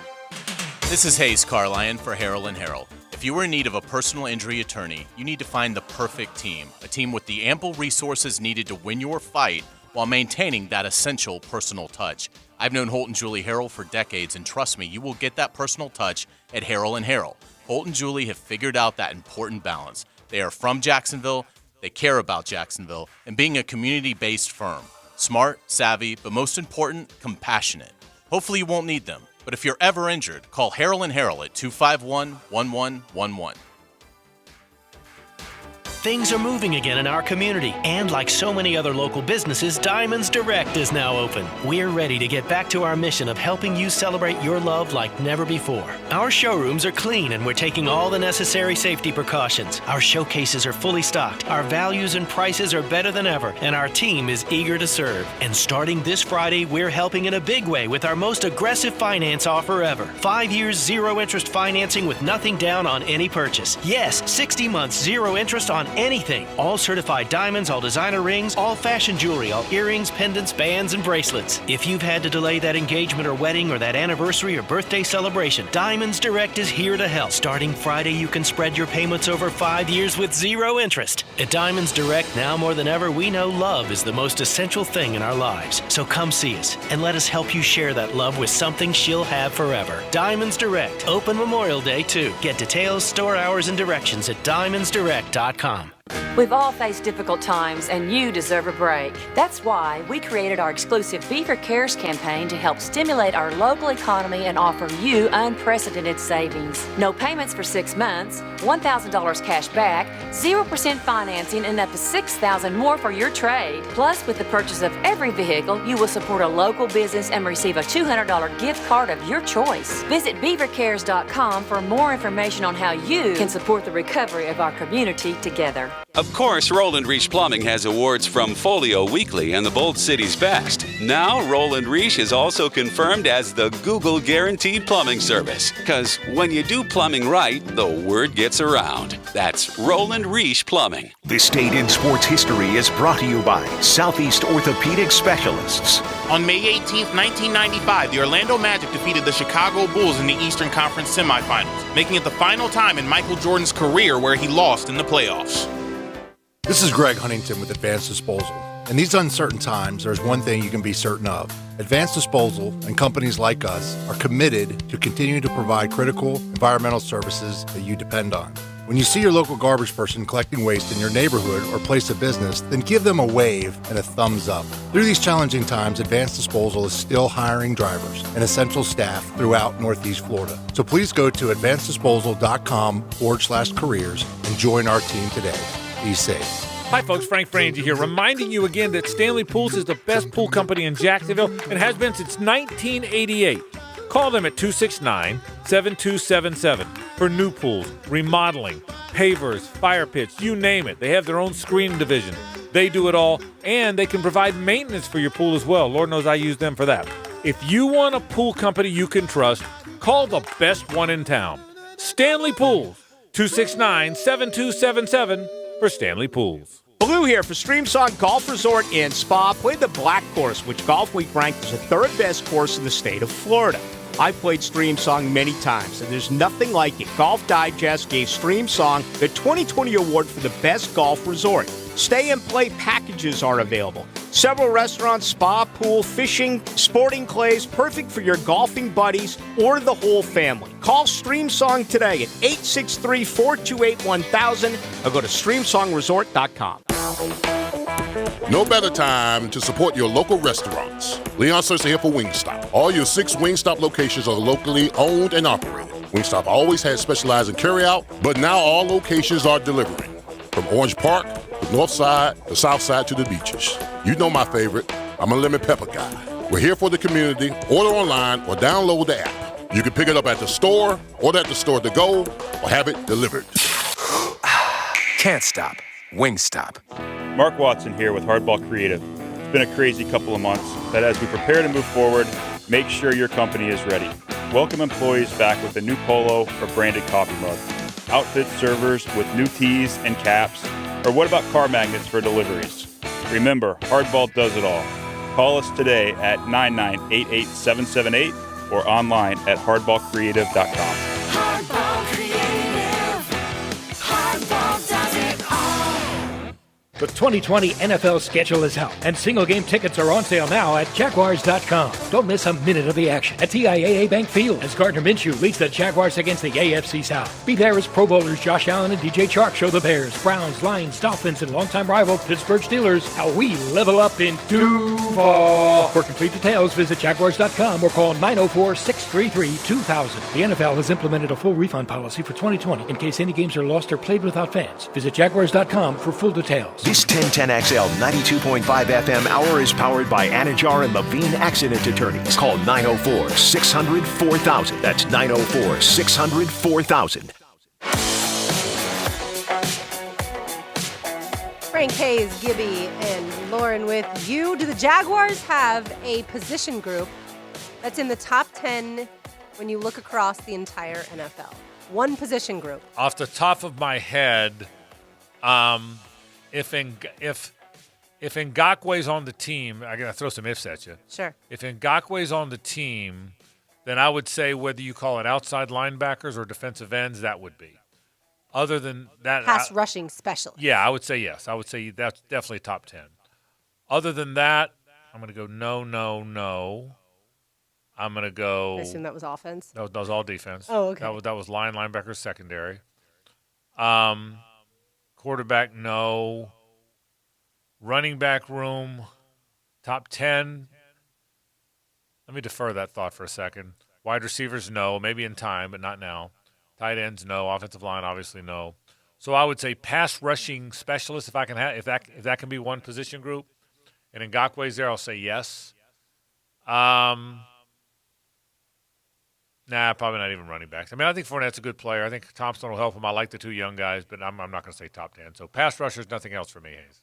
Yeah, I would. Specialists? Can I count specialists? That's what I was going to say. Lambeau and Cook would be Right, top 10. yeah. So the kicking game is top 10. I don't know that I would put Ngakwe and Allen. I don't know that they're top 10 yet. A lot of that is Josh Allen, and he could certainly become that. And you can put Chase on in there, but he hasn't done anything yet. Yeah, that's just so tough. I mean, again, I know we get excited about rookies, and we should get excited. It brings hope. But just keep in mind that half of these guys aren't going to be able to walk and chew gum at the same time at this level of football. So, by the way, speaking of chewing gum, did you notice? And I don't mean half of the Jaguar class. Right, I mean half all of rookies. everybody that was drafted. Do you notice how often all those basketball players chewed gum in the Last Dance? Boy, I don't. Boy, Like in the middle of the most heated moments, Michael Jordan was chewing gum. Jordan really chewed it. Even what I noticed, Blows my you know what I mind. noticed was the flu game when he was so sick, he was chomping on that gum. So it didn't change that any. No, it didn't. All right, let's get it to college football. Is Dan Mullen the king of the transfer portal? What do you think, real quick, on the top 10 thing? I don't think it's even close. No, is my answer across the board. Across the besides, board. yeah, besides kicking. Even Allen and Ngakwe. I'm not sure Ngakwe is here. Chason. I'm not sure Ngakwe plays even if he is here. Yeah, I hear and you. I Yeah, love you're right. Josh Allen and I love Caleb on Chason, but I don't know enough yet. That's a guy who's done it 1 year and another guy who, by the way, had some really good defensive linemen around him a season ago, and Chason's brand new. Your point's good. Sitting here on May 18th, probably not. Right. I'll bet you if Ngakwe plays on October 18th, we're saying that's a top group. But we'll see. You're right. Yes, if Ngakwe plays and Chason is as good in the NFL as he was in college, which is a big if, yes, then that's absolutely a top 10, maybe even a top 5 group. To college football, today's 10-10 Take is brought to you by J. David Tax Law. Peace of mind is only a click or a phone call away. I think Florida might have mastered the portal thing, and it might be the one thing that bridges whether or not they can be the school that goes and gets all the 5 stars. That's what I think. I don't know that they can become 5-star U. Right now, Georgia and Alabama and LSU and Ohio State and Clemson are 5-star U. They're the only ones. I'm not sure Florida can break into it. And if they can't, I'm not sure they can win the whole thing. You got to break into 5-star U at some point. But he has mastered the portal so well that I think now he's getting Stuart Reese, this offensive lineman, who's really going to help the cause. He might start at right guard or right tackle for them. Big, physical, 6'6", 350-pound guy that'll really help the cause. I don't know that Dan Mullen will ever be as good a recruiter as Kirby Smart and Nick Saban and Ed Orgeron and Dabo Swinney. But I do think he might master the portal better than any of them, and that might bridge the gap, and that's the 10-10 Take. 10-10 Take. Yeah, and it's at least possible now to do that. 3 or 4 years ago, you could have never relied on closing that recruiting gap through transfers, but certainly it's becoming easier to do that. It's become more of, I would say, even a supplement doesn't really give it its justice, because now you can really radically change your program. Mullen's done a good job of that. It makes sense why it would be an appealing program to go to. One, if you're the kid transferring, there isn't that 5-star player at your position that they all know is going to be the future first-round pick. So you're not dealing with that. You're dealing with a program in Mullen that has shown to develop, with he and his staff, cohesiveness, ability to develop, get guys drafted. So all that is great. And now they're proving that you're going to win. You may not win a national title, but he's proven that he can get you to a big-time bowl game and win it. So Stuart Reese is an excellent addition. He's somebody that Mullen and this coaching staff has a familiarity with. He started several SEC games at this point in his career. So, yeah, I think he's almost walks in as an instant starter somewhere along it. But this is somebody who started 13 games in 2018 at right tackle. So he is going to help. And I think he's going to have some familiarity with the program because his brother is currently on the roster, and not David Reese that just graduated, who might be the most underrated Florida player of the last decade, but the other David Reese. His brother, the one that's still there. Correct. And so, I think it makes a lot of sense. You've got the SEC that you can offer. I still think he's going to have to win the battles on the trail to really make the biggest noise and to fully max his potential. But I will say that as we sit here today in the middle of May, Florida is 6th. Now they have fallen a little bit, but they're still 6th. I think, and I'm not saying you would take that today, sign on the dotted line, and none of their commitments are 5 stars. They've got 7 4-stars of the 12. But they are 6th, and I think if he can stay in that top 5 range, they will be able to contend for titles. If he's able to get into the top 3 and certainly have even a sliver of the success Kirby Smart has had, then I think Florida, sky's the limit. 2 things about Stuart Reese. One, if he had stayed at Mississippi State, it would have been his 3rd coach and coaching staff surrounding him Instead, now he goes to Florida. It's only the second staff he's going to have to learn in the offense that he's going to have to learn. And the other thing, everyone made such a big deal out of Isaiah Walker leaving Florida after enrolling early. And really, there wasn't that much made about this guy who's already played so much in the SEC. But, Hayes, I want to go back to one thing that you said, a sentence you kind of threw in there, but stuck out to me about David Reese being one of the most underrated Florida players of the last decade.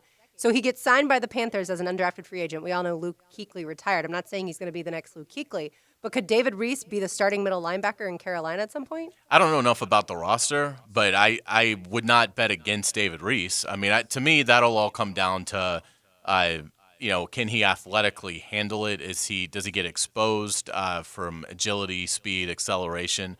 But from a purely football instincts, kid's sensational. I mean, absolutely sensational. So I think he's got a fighting chance to make the 53. The job David Reese has right now is make the team. And if he can make the team and be a guy that can be, help out on special teams, be a reliable reserve, that would be a sensational rookie year for David Reese from where he was picked. And then you hope that, second year you're developing into a little bit bigger of a role, maybe third year you are competing for a starting job, and maybe fourth year you've won the job, and now your rookie contract is over, and now you hit the market and get a big payday. There was a stretch last year. I love David Reese. I hope Hayes is right and he can do that. I wouldn't bet against him either. There was a stretch last year when Donald Spence was leading the Jags in tackles about 3 or 4 games in a row. Do you remember that? Donald Payne. Donald Yeah. Spence. Donald Payne was leading the Jags in tackles about 3 or 4 games for the former Stetson linebacker. I do remember that. He was leading. Donald Payne led him in tackles. Had a 20 tackle game, I think. Right. He was playing his butt off. Donald Payne was but he's 5'11", played at Stetson, probably about 220 pounds. I didn't think he was ever going to be big or fast enough to factor into the league, other than be a backup, tough-nosed backup middle linebacker who will do the best he could on special teams and just a good football player. I think Reese is that. Now, Reese is helped by the fact that he's played against way better college teams than Donald Payne ever played against at Stetson. But I think he's similar to Donald Payne. I think I can see similarities, at least for me. I can see similarities to those two guys. But, yeah, I think he can play in the league. I want to go back to Stuart Reese for a second. Stuart Reese he starts at right tackle every game for 2 years at Mississippi State. 1 under Mullen, 1 under Moorhead. Last year, his third year, he's kind of a spot starter at guard and tackle. All right, now he's an SEC starter who started a lot of games, comes to Florida. He's clearly a right side guy. I don't think he's going to win the right guard job because I think Ethan White, the guy that lost all the weight, is a really good player. I think he's an NFL player. He could win the right tackle job over Gene DeLance, who's transferred from Texas, who's just okay, right? Mm-hmm. So I think he's going to start somewhere. Hick and I were talking about this on the podcast. That's a big man. If Ethan White and Stuart Reese are next to each other, that's a big right side of your line, man. What is that, like 675 pounds? It'd probably be about 700 pounds. It'd probably be 350 and 350. I think it'd be 700 pounds. I think it's 2 350s, both of who are very tall. Brett Heggie would be a 330-pound center who's very physical. Forsyth is 6'8" on the left tackle. The only guy you don't know about is Garage, who's a good player, but he's not a big guy at the left guard. So I think that could really help the cause, and I think that's how Mullen's going to get there. I think he may become an elite recruiter, but again, we're in a different world now.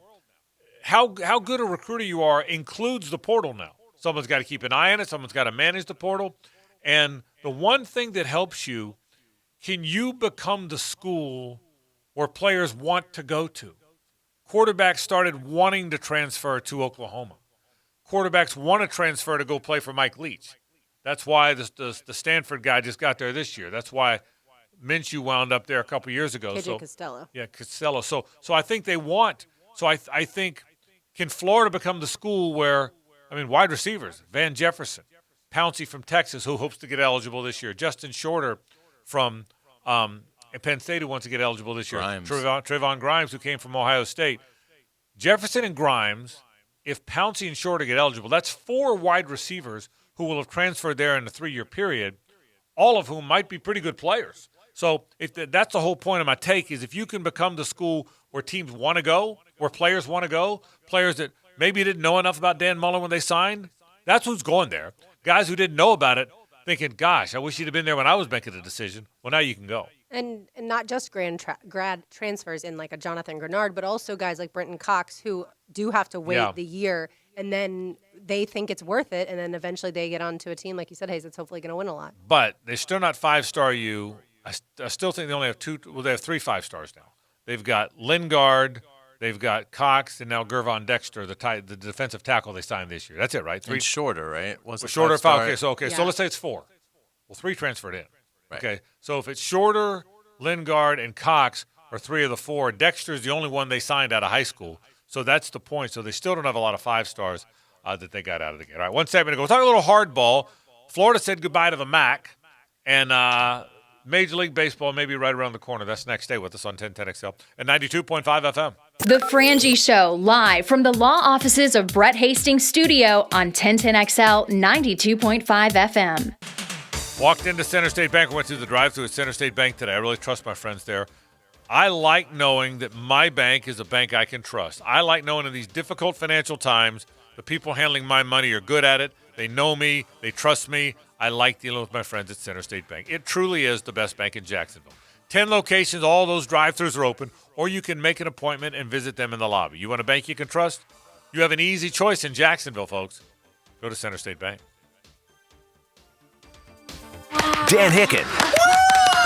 That was great! Oh, come on, you guys. It was just a guy up here with a guitar singing his heart out, you guys. Jeff Prosser. Okay, are you done now? Huh? The Drill. Mornings on 1010XL. Fenwick Plumbing takes your well-being, safety, and comfort seriously. Hey guys, Prosser here, and Fenwick is an essential business. They remain available for you with same-day service on all plumbing repairs, plus 24/7 emergency service with no emergency fees. Fenwick's team takes today's health concerns seriously with a capital S, so they always use shoe covers, drop cloths, disinfectant, hand wash. Call 660-0556 or visit fenwickplumbing.com. AC making noise? Not working like it used to? Whether replacing or servicing your AC unit, you can count on Lloyd's Heating and Air. They have trustworthy technicians who are clean and reliable with top brands like Carrier. Turn to the experts. Large rebates and several financing options are available now, like 6 months or 12 months, same as cash, coupled with rebates on certain machines. Call today for details. Only at Lloyd's Heating and Air. Lloyd'sHeatingandAir.com. There's a chance your local Geico agent has the same affinity for dad jokes as you. What do you call a fake noodle? I don't know. Maybe an impasta. Oh, so cheesy. Did it grate on you? Yeah, you really shredded me. But there's a better chance your local Geico agent could help you out with auto, homeowners, renters, or condo insurance. Motorcycle, boat, or RV insurance, too. They'll work hard to provide sound advice and significant savings. You don't need to share a love for paternal puns to do that.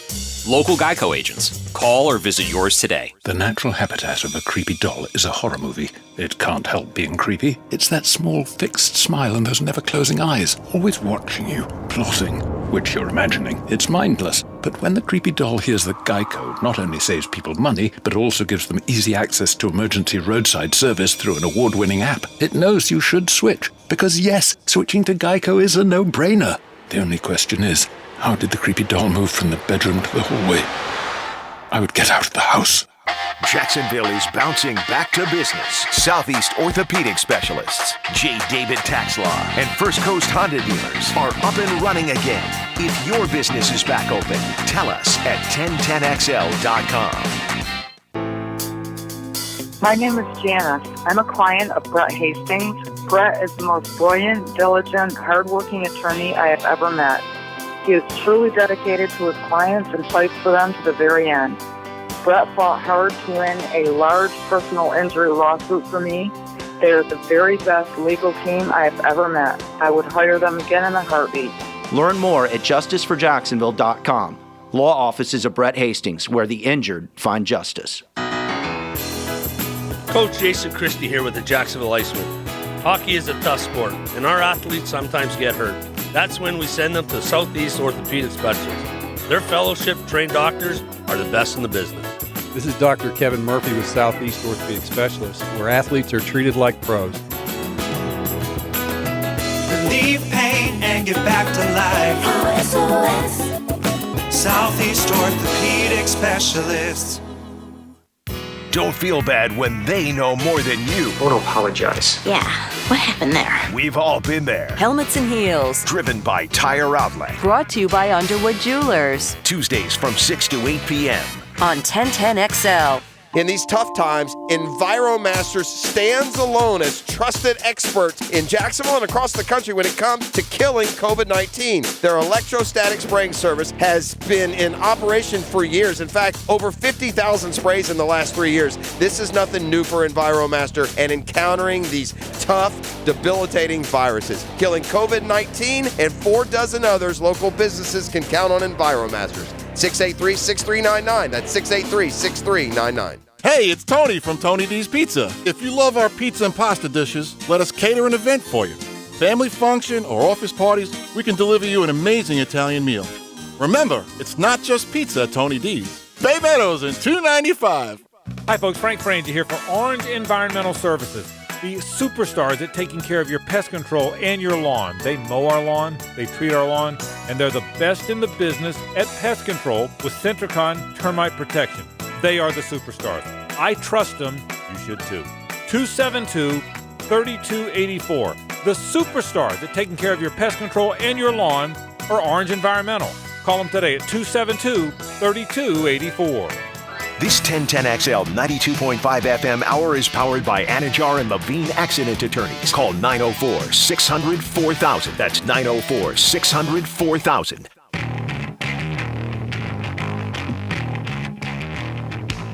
It is time now for what Florida's brought to you by the Kitchen Flooring Design Center. The showroom there has so many options for your floors, your bathrooms, and especially your kitchen. Make sure you take a look at the Cambria quartz countertops. They are absolutely gorgeous. And bonus, they have a lifetime warranty. It's one of the many reasons I chose to go with Cambria. The Kitchen Flooring Design Center is located on Southside Boulevard across from Tinseltown, or find them online at floorsandkitchen.com. Frank, you actually sent this article out, and it is what floored me.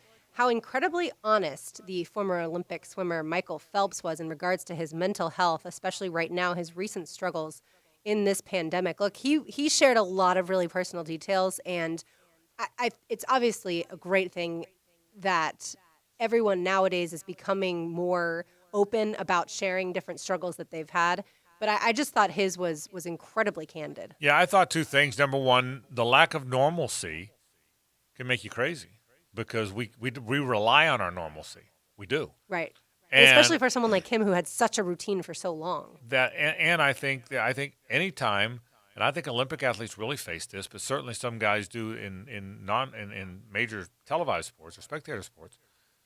The fall from the high, when you are the most recognizable guy in the world, to not so much, has got to be devastating. So I get it. Yeah, I thought he did a really good job. So if you're interested in reading it, It's on ESPN.com. All right, let's get it to a little baseball, college baseball, that is. McKeithen Stadium will no longer serve the University of Florida for the baseball team, but they said goodbye in a touching way, I thought. Yeah, they did. It was cool. Do you guys, and again, Heck and I talked about this on the podcast. You can hear it on 1010XL.com. Do you guys have any care about Florida baseball, memories of the stadium, do anything for you, or doesn't move the needle for you much? Not much. You? I loved going to games when I was a student there, so I'm interested to see the new ballpark. But yeah, I have good, fond memories of the match. I told 2 or 3 or 4 stories on a podcast. I'm a big baseball guy, and I went to Florida, okay? And that's the same field. It was Perry Field when I was there, same field. They built the stadium around it. It wasn't much of a stadium there. But I've got my favorite. I told 2 or 3 or 4 stories or 2 or 3 stories. Number one, I had kind of a weird baseball career as a player. Through age 14, I was like this really good phenom player because I was big. I was 6'1" when I was in the 9th grade.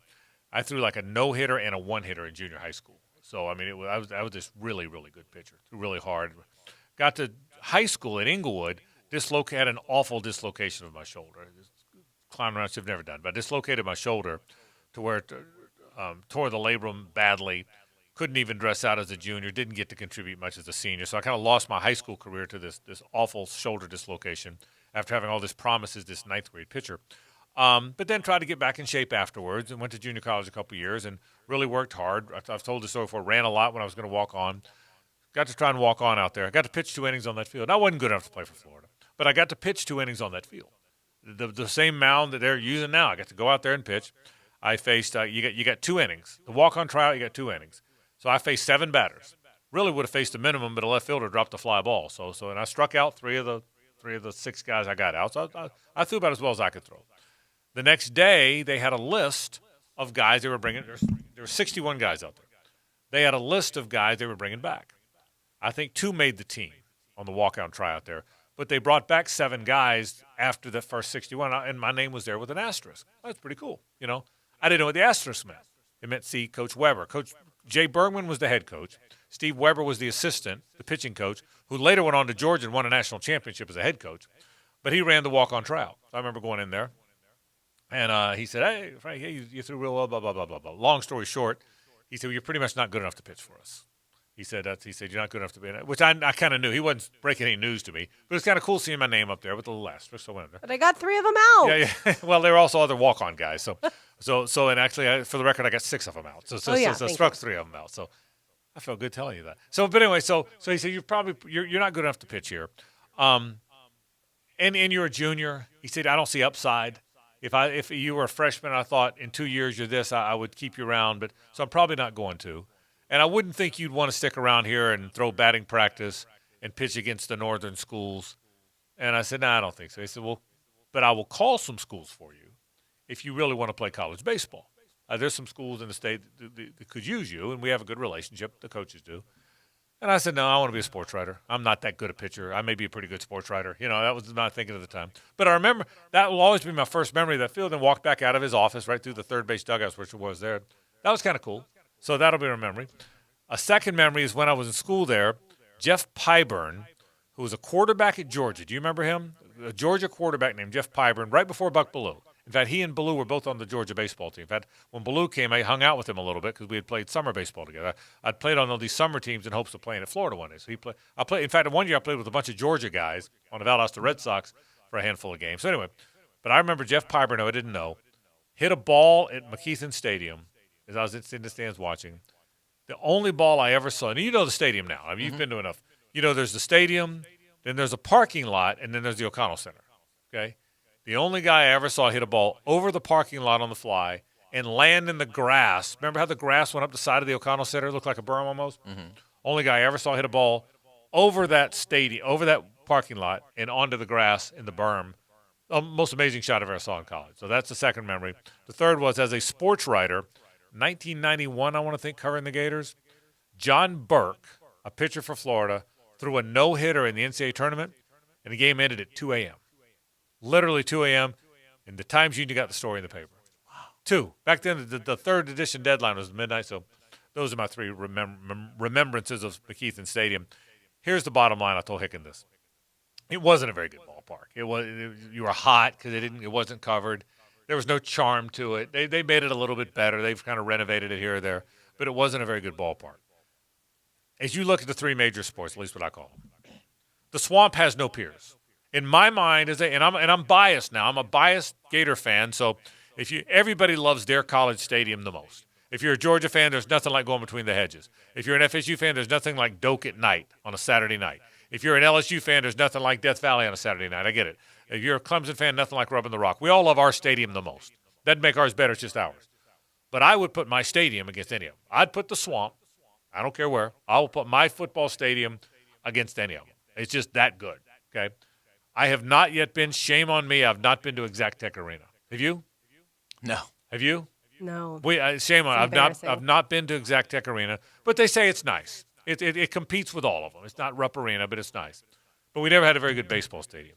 This new one is supposed to be like nothing you've ever seen. Gibby, I know you're not a college baseball guy or not a Florida guy, but you know you're a big baseball guy. Wait till you see this stadium, Gibby, that they're building down there. It's supposed to be unbelievable. I've talked to Colby Halter. He's getting ready to go to Florida, and he's jacked. They're all excited. It's supposed to be, and they start playing it next year. It's almost done. Who has the best in the SEC before this one gets built? LSU, Mississippi State, South Carolina. I would say I would rank them South Carolina 1. I've been to that one. It's unbelievable. I have 2. It's unbelievable. LSU 2. That's the box, Alex box. The redone Dudy Noble Field, which is Mississippi State 3. So I would say, and I haven't been to all of them, but I would say there's a lot of average ones there. Is that because all 3 of those are pretty new? Yes, and yes. So see, it's Good interesting call. how Good call. football, it's Yeah. almost like the older the stadium in college, the Yeah. better NFL. Obviously Vanderbilt different. has the best program in the country. Facilities, nothing to speak of. It backs right up to the football stadium. In fact, you ever see a home run hit to left field, it may almost bounce off the wall of the football stadium. So Could they have kept Sully as the head coach if they didn't update the baseball facilities? we asked him that question 2 years in a row, and he made it sound like it didn't keep us from recruiting good players. But maybe not. Maybe not. I think the raise to $1 million probably helped a little bit. But now Florida will have all the great facilities. But yeah, I never thought the MAC was much to look at. It was just another ball yard. But it was kind of sad they didn't get to play that. They played there a long time now. They play. It was Perry Field, and it went from Perry Field to McKeithen Stadium. But gosh, they played there since they started the program, right? Right. And I want to then say they played there since the 20s, 30s, 40s. The new That's a one doesn't long have- time to play on one field. the new one doesn't have a name yet, right? I don't think it does. I think it's just Florida Ballpark for now. Yeah, it is. But it will. It'll have a name. Frank, you want to do the naming rights? It'll be Sun Trust. It'll be Telco. It will be. I'm ready for the football standalone. Yeah. Well, and by the way, but that's the other part of it. I'm ready to tear down that building and have the football. In other words, you standalone. care less about the baseball field. But that's the beauty of tearing it down is you get the football standalone. But yeah, I remember like being in college. So I went to Bishop Kenny, and Darren O'Day also went to Bishop Kenny, and then we both went to Florida. He's a little bit younger than me. But I remember thinking, how cool is it that a kid I went to high school with? Now, granted, Bishop Kenny has a really good baseball program, but how cool that a kid I went to high school with is playing like right there at the MAC. That's pretty cool. So again, there was nothing special about it. I think it was kind of nice because they have social media. You could kind of see them say goodbye to it. They always had a lot of good sunsets at the MAC. I'm sure that'll happen at this new ballpark too. By the way, speaking of baseball on TV, yesterday at 2 o'clock is the golf. The NASCAR's coming on. Gibby, I was going to take a peek. 3:30. MLB at 2 o'clock, MLB Network. Gibby had Game 7 of the 79 World Series, Pirates and Orioles. I have not watched it yet, so don't tell me who won, okay? Okay. Do not tell me. But I did record it yesterday, and tonight, after I'm done watching Billions, I may have to take a little look-see, Hayes Carline. Sounds good. Sounds like Again, Gibby, do not tell me who won, okay? You have a sick memory. Will you remember all of it already? Pretty much. Yeah. I remember, believe it or not, I remember 71. The last two Pirates World Series were 71 and 79. I'll remember 71 really well because I was 13 and locked in, okay? 79, I remember, but I was at school. And AKA there was booze involved. That's all we did is drink. Yeah, not when you were 13. When you went to school in the 70s, all you did is drink. You know, drinking was way more important than like English. You know, so I do remember it. Both times down 3-1 in the series. Both times against the Orioles. Both times came back and won. And I remember that. Remember that was Stargell was still on the team. Clemente long gone, obviously. So, but yeah, I will. But I'll watch some things. If I watch it tonight that I didn't see before, there will be some things that I didn't remember. This guy hit this ball or this guy hit that ball. Real quick, before we get to Rick, what did you guys think, Frank, about the protocols for baseball? No spitting sunflower seeds, all that stuff. Other than the no spitting, everything else is what you expected. 6 feet apart in the dugout. And the only thing that surprised me, Gibby, of all the protocols was the spitting. I get it, but that's an unusual thing for baseball. What about you? None of them jumped off the page for me. Did you? I feel like they should be able to take their temperature, test for the virus, and then be as normal. I don't think they should have to discourage any of that stuff. I mean, it's been fine for 100 years. Why change it now? Well, I think what's happening is I don't want anyone to think I'm dismissing this, but I think everybody's making sure going overboard is the wrong phrase, but they're going beyond. It's extreme. Yeah, they're going beyond what you would need to gain acceptance and to err on the side of safety. Everyone's doing that. I think that's why restaurants didn't open full. That's why they opened up at 25%. And then a week later, they got to 50%. And then a week later, they get to 75%. Well, if you can be at 75% in 3 weeks, you probably could have done it the first week. I just think people are erring on the side of caution and erring on the side of safety and trying to minimize the feedback or the fallout. And the players can't balk now. Yeah. That's right. So they're trying to minimize. They can't say they're in danger. Yeah, that's right. So I think they're trying to minimize the pushback. So, all right, time for this. Now, the 2-minute drill, delivered by Moe's Southwest Grill. Welcome to Moe's! At Moe's, we are open, offering stress-free ordering and tamper-resistant packaging on all to-go, curbside delivery, and drive-through orders. Welcome to Moe's. Below the UFC, you didn't go to the UFC, right? This time I did not. I watched it. But you had the bloody guy. You did tweeted the picture of the bloody guy. Yeah. That looks like you. Why do I feel like you enjoyed that? Enjoyed tweeting it, enjoyed the bloody face guy. I've known you a long time, okay? little bit. There was some Goodfellas. There was a Goodfellas flashback for you right there. He was well paid. Yeah. He was well paid. So yeah, I don't mind it was a fair fight, but I thought it was all three were phenomenal here for Jacksonville. So what a is Goodfellas the bloodiest face movie? Some more movies had more overall blood, but I mean face blood. Did Goodfellas have more face blood than any other movie? Well, he splits the guy's face open with the butt of the revolver. Yeah. I think face. That's a really good scene. I think shovel scene. Yeah, I think gallons of face blood. Goodfellas first. I mean, not counting face blood. Not counting like Raiders of the Lost Ark, where like their faces melt at the end. It's got to be like it's got to be face blood. Yeah. What about Reservoir Dogs? Does that have a lot of face blood? I'm saw trying to that. think. The guy gets his That's ears cut off. Quentin Tarantino. That's Tarantino, Yeah, right? yeah. So there you go. Anyway, I got to tell you, I had a dream about us five. You did. What was I the had a dream about us five. The five of us. I'm probably saying this morning, probably around 3, 4 a.m. Okay, good. And we were doing crosstalk. Okay.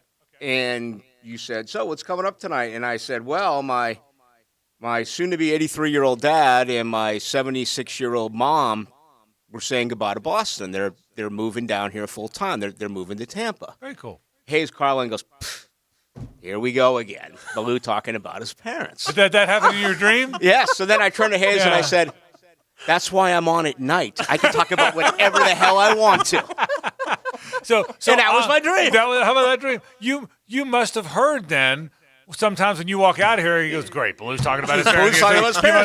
You must have heard him say that. Did you call your parents after you got up? No, I didn't. I didn't today. I talk to them, 2-3 times at least a week, and they listen to Crosstalk every night and listen to the show. So I'm sure they'll get a tickle out of it. But I mean, that's going to be weird. Welcome to Florida. Are they going to Brandon? Are they going to Brandon? They're living right there at Amelia River. My brother's right on the golf course there, right outside of Brandon. Okay. Brandon, and they're moved right on the 16th hole. Okay. They've already bought a house. Very cool. But I mean, I just turned 53.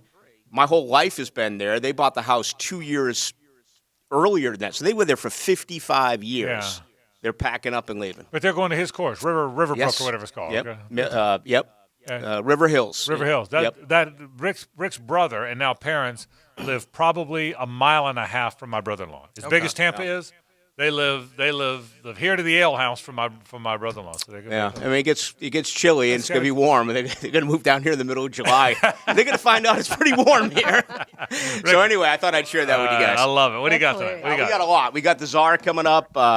John Zarzaneski, who's spent forever in the NFL, including the last 29 years, really being like the lead info guy to get the guys ready at Fox. And, we're just going to go around now with these virtual stuff beginning and things opening up tomorrow outside of coaches and players. And, he's a very, very well-connected guy. Just kind of get his understanding on where he thinks we are as far as the NFL. All right, Rick Ballou coming up. He goes into the night as soon as we get off the air. May talk about his parents, may not. Hayes, I can't be responsible. I hope he does. So there you go. Just so we're clear. That's our program. Thanks for being part of it. Rick's up next on 1010XL at 92.5 FM for Hayes, Lauren, and Gibby. I'm Frank Frangie. So long.